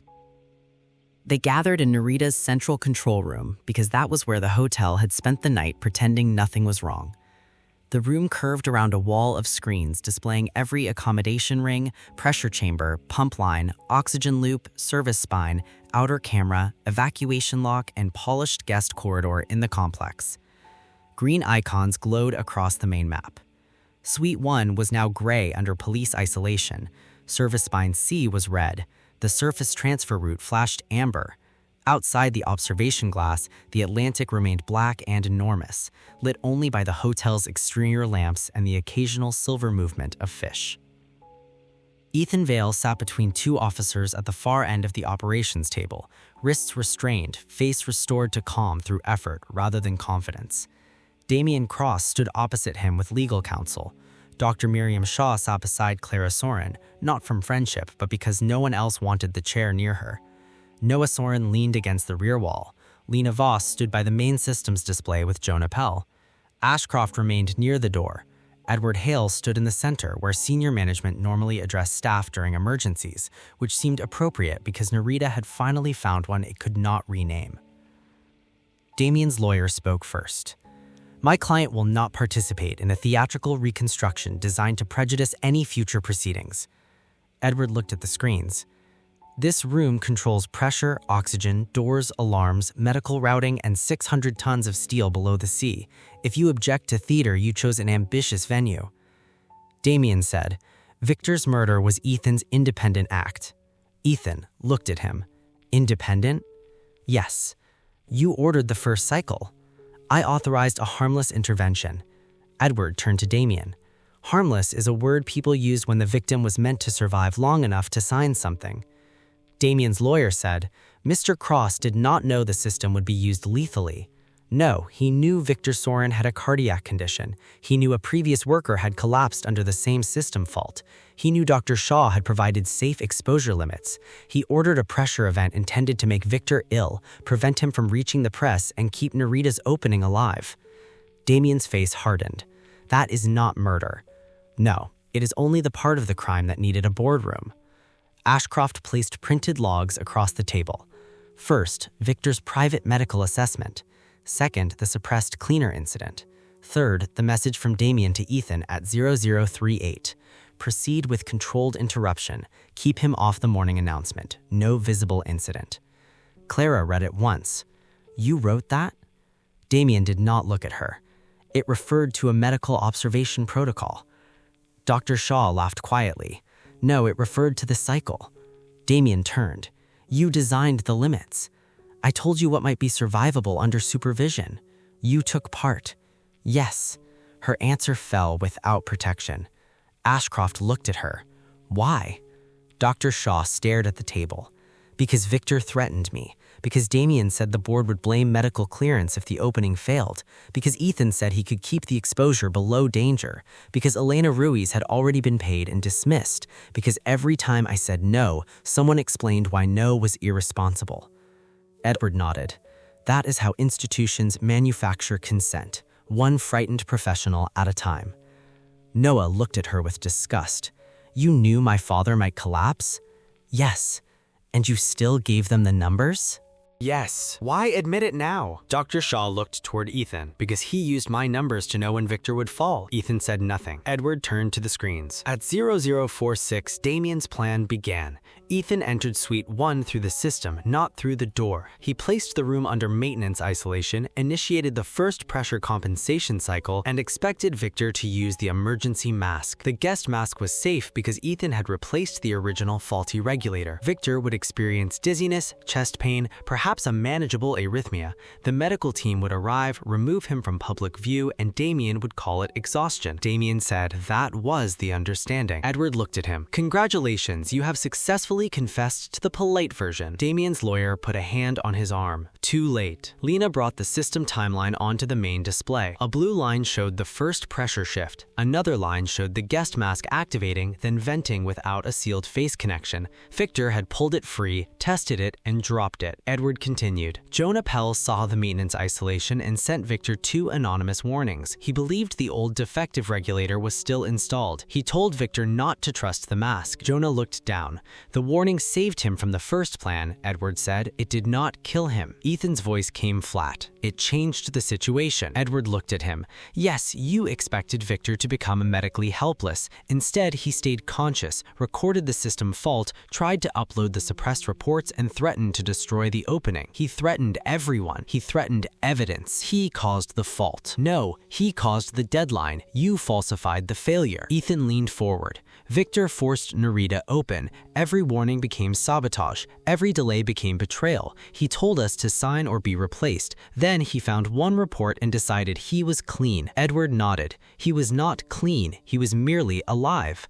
The control room stayed silent except for pumps and cooling fans. On the display, the first cycle graph ended. A gap of 3 minutes followed. Then the red line of the second intervention began. Edward pointed to it. This is where the crime changed owners. Damien said nothing. Dr. Shaw closed her eyes. Ethan watched the graph. At 0049, Ethan left the central hub through the operations corridor. The public access record was deleted, but the floor pressure tiles kept his weight signature, 88 kilograms moving towards service spine C. At 0050, station C3's respirator activated. At 0051, the local console muted Victor's manual alarm and initiated a second environmental correction. That correction was not designed to frighten him. It isolated ventilation, increased pressure stress, and released inert buffer gas through the lower compensation vents. Lena changed the display. A model of Suite 1 appeared in cross-section. Gray gas entered near floor level and spread beneath the furniture. The main oxygen sensor was near the ceiling, she said. It stayed within normal range. The lower commissioning sensors showed the truth. Noah stared at the model. He was breathing that? Not for long, Dr. Shaw said. Clara turned on her. That is supposed to help? No. Edward pointed at the falling motion trace. The pressure shift made Victor dizzy and drove him toward the floor. The heavier buffer gas collected below the ceiling sensor. He collapsed into an atmosphere that could no longer support him. The room displayed normal oxygen because the room was measuring the part he could no longer reach. Ashcroft placed the service respirator evidence report beside Ethan. Your skin cells and saliva were recovered from the inner seal. The usage time overlaps the second cycle. Ethan looked at the report but did not touch it. Edward continued. You stood safely in service spine C, breathing clean air while Victor suffocated several feet away through the wall. You could see his alarm, mask flow, motion signal, lower oxygen reading, and pressure response. When the motion sensor showed him still alive, you extended the cycle. When he stopped moving, you reset the suite. Ethan looked up. You cannot prove I intended death. The second cycle began after you knew the first had failed. You muted his call for help. You removed the lower oxygen data. You replaced the respirator cartridge. You ordered a full-line purge after we found the regulator. Intent is becoming crowded. Damien said, "Why did you do it?" Ethan turned toward him slowly. "You know why. I told you to stop him speaking, not kill him. You told me Nerida could not survive a public failure. That was not an order to murder. No, it was an order to solve the problem. You hired me because I solved problems." Edward looked at Damien. There, the corporate version of a weapon. Give a man responsibility without language, then act shocked when he understands the assignment. Damien's lawyer said, "This is interpretation." Edward pointed to another message recovered from Ethan's deleted device. "DC, if he gets to the press, we all go down. Handle it." Damien's expression collapsed by degrees. Clara read over Ashcroft's shoulder. "You wrote, 'handle it.'" "I meant contain the situation." Edward said, "Your entire defense appears to be that your verbs are less guilty than your employees." Damien looked at Ethan. "You used that message to justify murder." Ethan smiled for the first time. It held no humor. "You used me to avoid saying it." The pumps continued their steady rhythm through the hall. Outside, a school of fish moved past the glass as one body, changing direction without argument. Inside, the men who had built Nerida discovered coordination was less attractive when documented. Ashcroft turned to Damien. "You are under investigation for conspiracy to cause unlawful harm, reckless endangerment, falsification of safety documentation, obstruction, and offenses connected to the suppression of previous incidents. You are not leaving." Damien's lawyer stood. "My client has not been arrested." "Not yet." Dr. Shaw said quietly. "And me?" Ashcroft looked at her. "You supplied confidential medical data for unauthorized exposure, signed false reports, and attempted to destroy evidence with the service purge. You will be interviewed under caution." Dr. Shaw nodded once. No argument, no relief either. Clara looked toward the gray Suite 1 icon. "Victor caused all of this too." Edward turned. "Yes." Everyone seemed surprised. She continued. "He forced the deadlines, he silenced engineers, he threatened doctors, he treated safety as weakness until the risk became personal." "Yes." "Then what exactly are we supposed to call him?" Edward looked through the observation glass at the dark ocean. "Dead." Noah flinched. Edward's voice stayed level. "The law can record his choices without using them to excuse the people who killed him. Victor built the schedule, Damien built the pressure, Dr. Shaw built the limits, Ethan built the final cycle. Crimes do not become innocent because responsibility has departments." Lena looked at the engineering display. "And Nerina?" "Closed." Damien turned sharply. "You cannot condemn an entire project for the acts of individuals." Lena laughed, exhausted and angry. "The project is made of individual acts. The structural hull is safe. The environmental system isn't. It can be repaired. You said that after Elena Ruiz." Damien said nothing. Jonah spoke from the rear of the room. Elena kept her reports. Everyone looked at him. Ashcroft nodded. She also kept messages from Ethan warning her not to contact regulators. Ethan's face changed again, a smaller crime surfacing beneath the larger one. The kind that proved murder had not appeared suddenly, it had developed through practice. Edward walked to the main console and looked at the green hotel map. The system still showed stable oxygen, stable pressure, secure doors, operational pumps. Nerida remained technically alive. That was the trouble with machines. They continued performing after the moral failure, because morality had never been part of the maintenance schedule. "The hotel did not kill Victor Soren," Edward said. "It followed instructions. The doors stayed sealed because no one needed to open them. The window stayed intact because the ocean was never the weapon. The emergency mask worked because its failure was only bait. The handprint came from condensation because the room changed temperature around a dying man. Every impossible detail was true. You were simply asking it the wrong question." Noah said, "Which question?" Edward looked at Ethan. "Not who entered the suite." He pointed towards service spine C on the map. Who controlled what entered it? Ethan leaned back in his chair. The fight had left his posture, but not his anger. You think this makes the hotel evil? No. The company? Companies are paperwork with access badges. Then what? Edward looked around the control room. It makes Nerida accurate.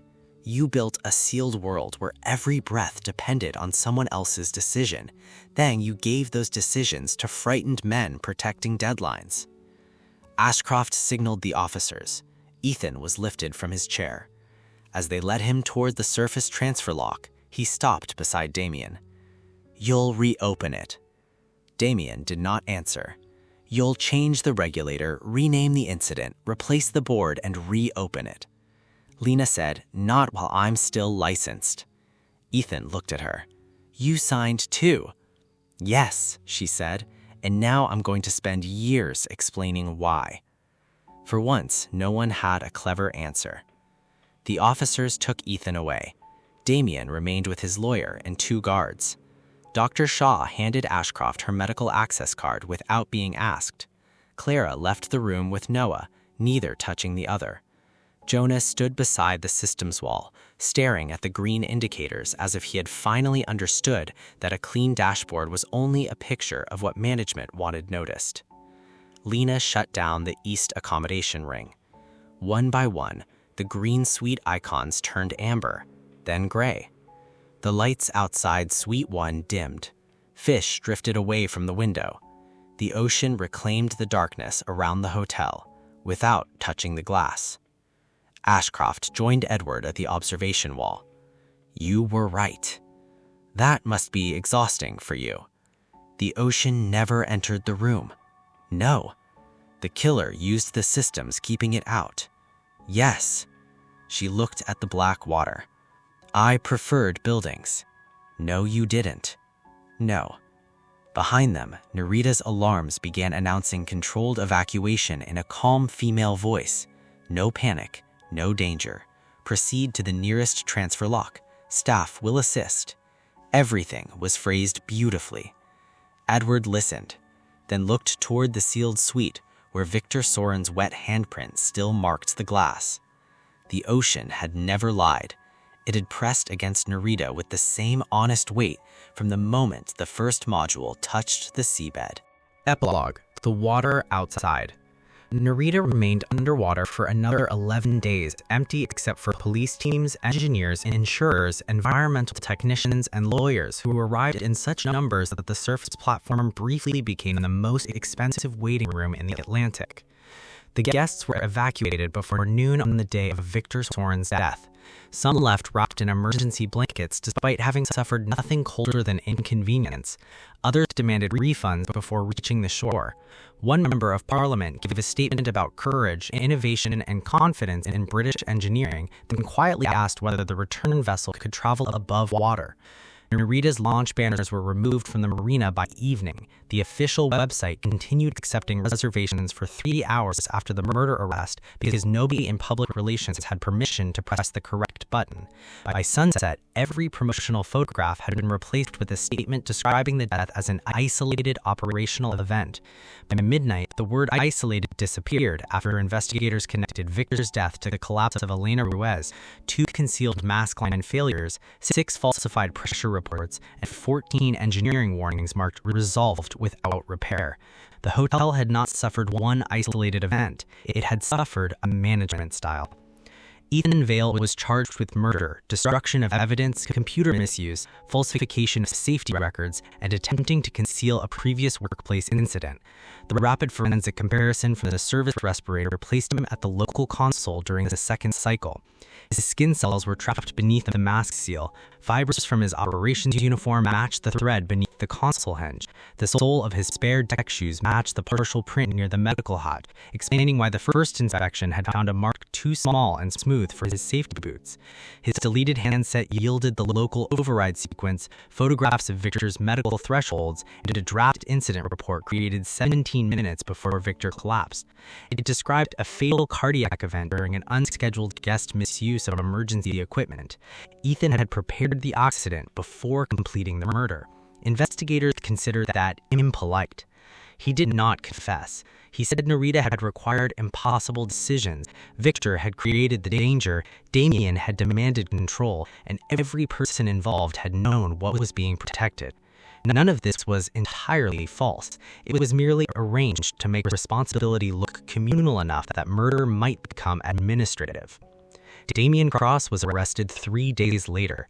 The message ordering Ethan to handle Victor's threat was not enough by itself to prove he intended death, but it was enough when combined with the controlled interruption order, the falsified commissioning records, payments made after Elena Ruiz's collapse, and testimony from 3 engineers who had been warned that delays would end their careers. Prosecutors charged him with conspiracy to cause grievous bodily harm, reckless endangerment, obstruction, fraud, and corporate safety offenses. His lawyers objected to the word conspiracy. The police kept it. Dr. Miriam Shaw lost her medical license before the criminal case reached court. She admitted to supplying Victor's confidential cardiac limits for the first cycle, signing false medical summaries, and initiating the purge in Service Spine C after Ethan's arrest. She claimed the purge was intended to prevent public panic over contamination. The remaining gas in the line disagreed. It matched the inert buffer mixture that had pooled near the floor of Suite 1. It also matched residue preserved in Elena Ruiz's old emergency mask, which Elena had kept in a plastic evidence bag beneath her bed after Nerida's lawyers told her the equipment had been destroyed. Some people trusted institutions, others trusted plastic bags. Elena Ruiz returned to the marina 2 weeks after the death. She was smaller than Edward had expected, with dark hair, a damaged left ear, and the wary posture of someone who had already watched powerful people turn her body into a clerical error. She met Ashcroft, Lena Voss, and Jonah Pell inside a temporary investigation office overlooking the surface platform. Edward stood near the window while Elena read the amended incident report. The first version had described panic, non-compliance, and emotional distress. The new one described oxygen deprivation, defective emergency equipment, falsified data, and retaliatory dismissal. Elena read it twice. They found a medical word for believing me? Ashcroft said several. Expensive ones who vary. Elena placed the report on the table. I want the old report kept in the file.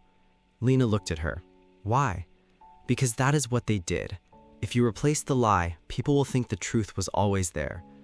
Edward nodded. Keep both.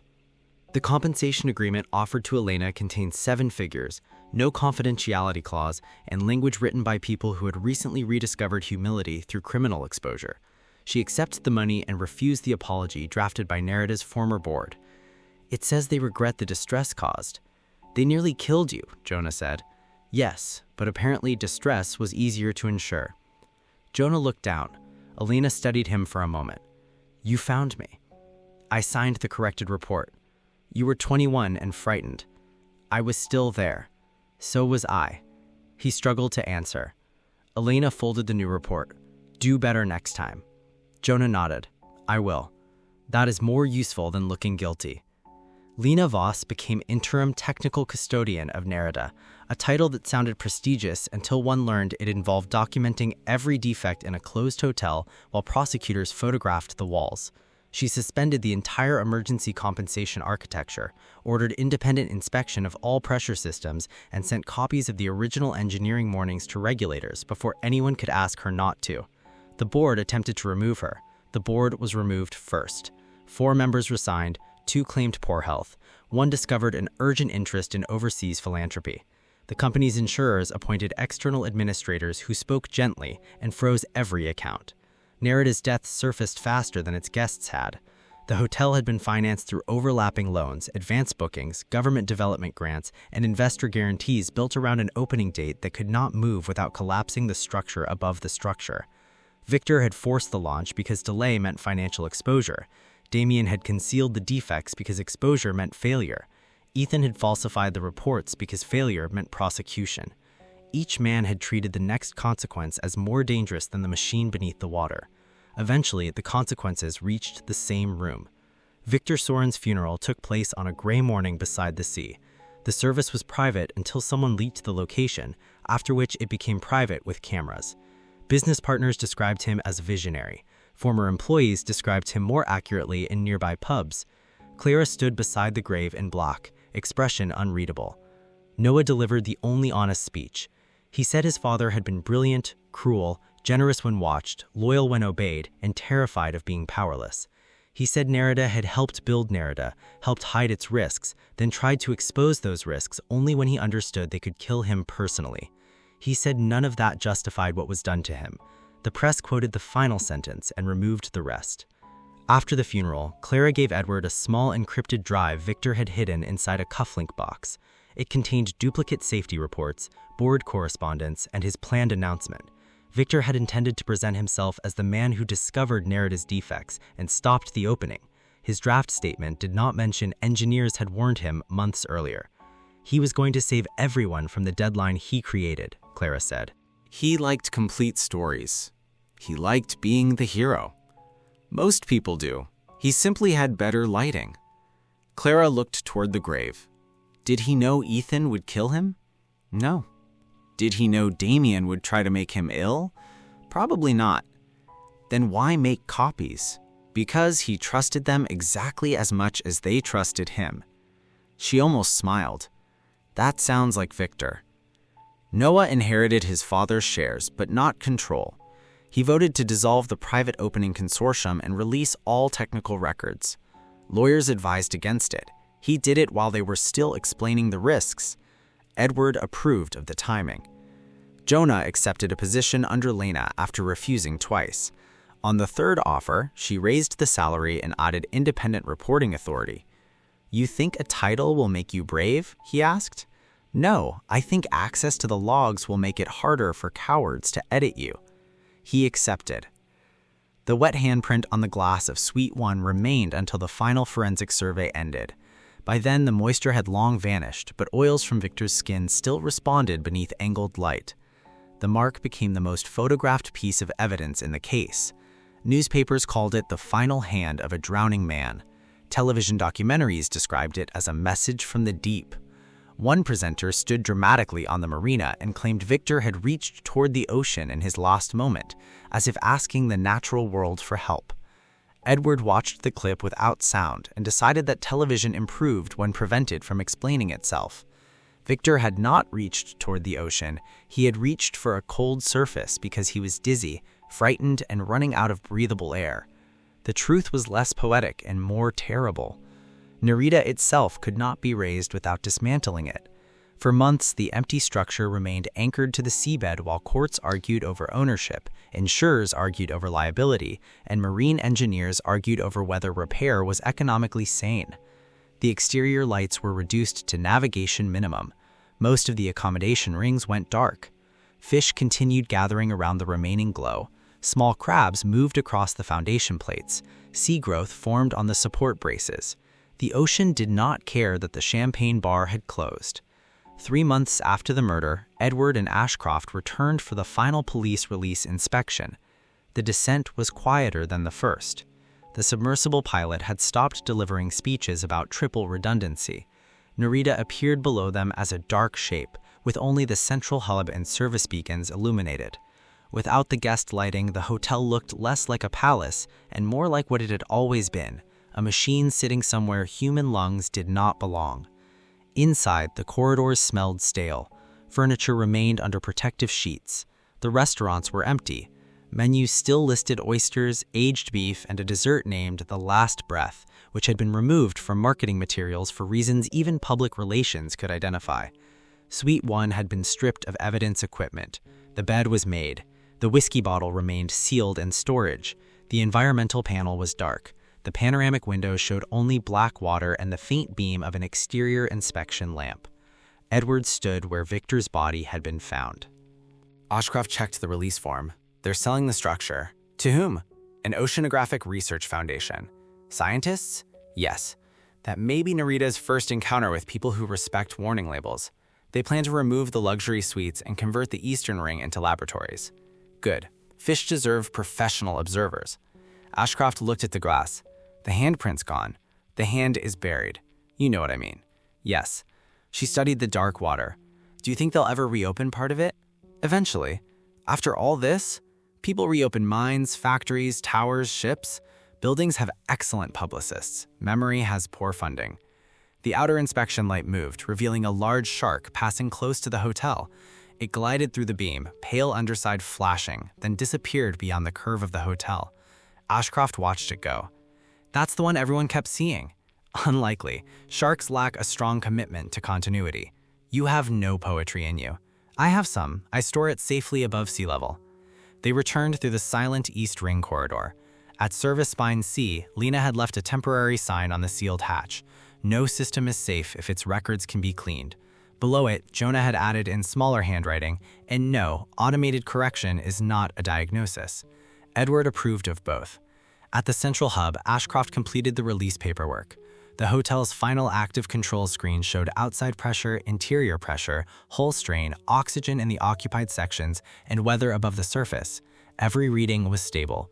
For once, the word meant only what it said. The submersible detached at 1640. Nerida receded beneath them, first a cluster of lights, then a dim geometric shape, then nothing. As they rose, black water turned blue. The weight above them lessened. Sunlight appeared in fractured columns. Edward watched bubbles climb past the window, each one traveling upward without permission from aboard. Next case, Ashcroft said, should happen somewhere dry. You said that after the tower. The tower was dry. It was raining. Indoors, Edward. No promises. The submersible broke the surface under a hard white sky. Waves struck the hull. The marina waited ahead, ordinary and crowded and loud. Police vehicles stood near the pier. Reporters gathered behind barriers. Beyond them, the sea stretched to the horizon, showing nothing of the empty hotel below. Victor Soren had died because too many people believed danger could be controlled by changing how it appeared in a report. Damien had called assault an intervention. Miriam had called risk a threshold. Ethan had called murder an operational decision. Nerida had called suffocation normal because its ceiling sensor remained green. The ocean had used no softer language. It had pressed against the glass with the same force before the opening, during the crime, and after the arrests. It had never promised safety. It had never hidden a defect. It had never changed a reading to protect a career. Edward stepped onto the pier and looked back at the water. Somewhere beneath it, the dark accommodation ring remained sealed, its door intact, its window unbroken, its systems quiet. The impossible room had never been impossible. It had only been measured from the wrong height. The water stayed outside. The lies did not. The door never opened. The window never broke. The ocean stayed outside. Victor Soren died because the systems designed to protect him were controlled by someone who needed him silent. If you enjoyed this modern locked room mystery, leave a like, subscribe to the channel, and write your theory in the comments. And at what moment did you realize the killer never needed to enter the room? The next impossible case is already waiting.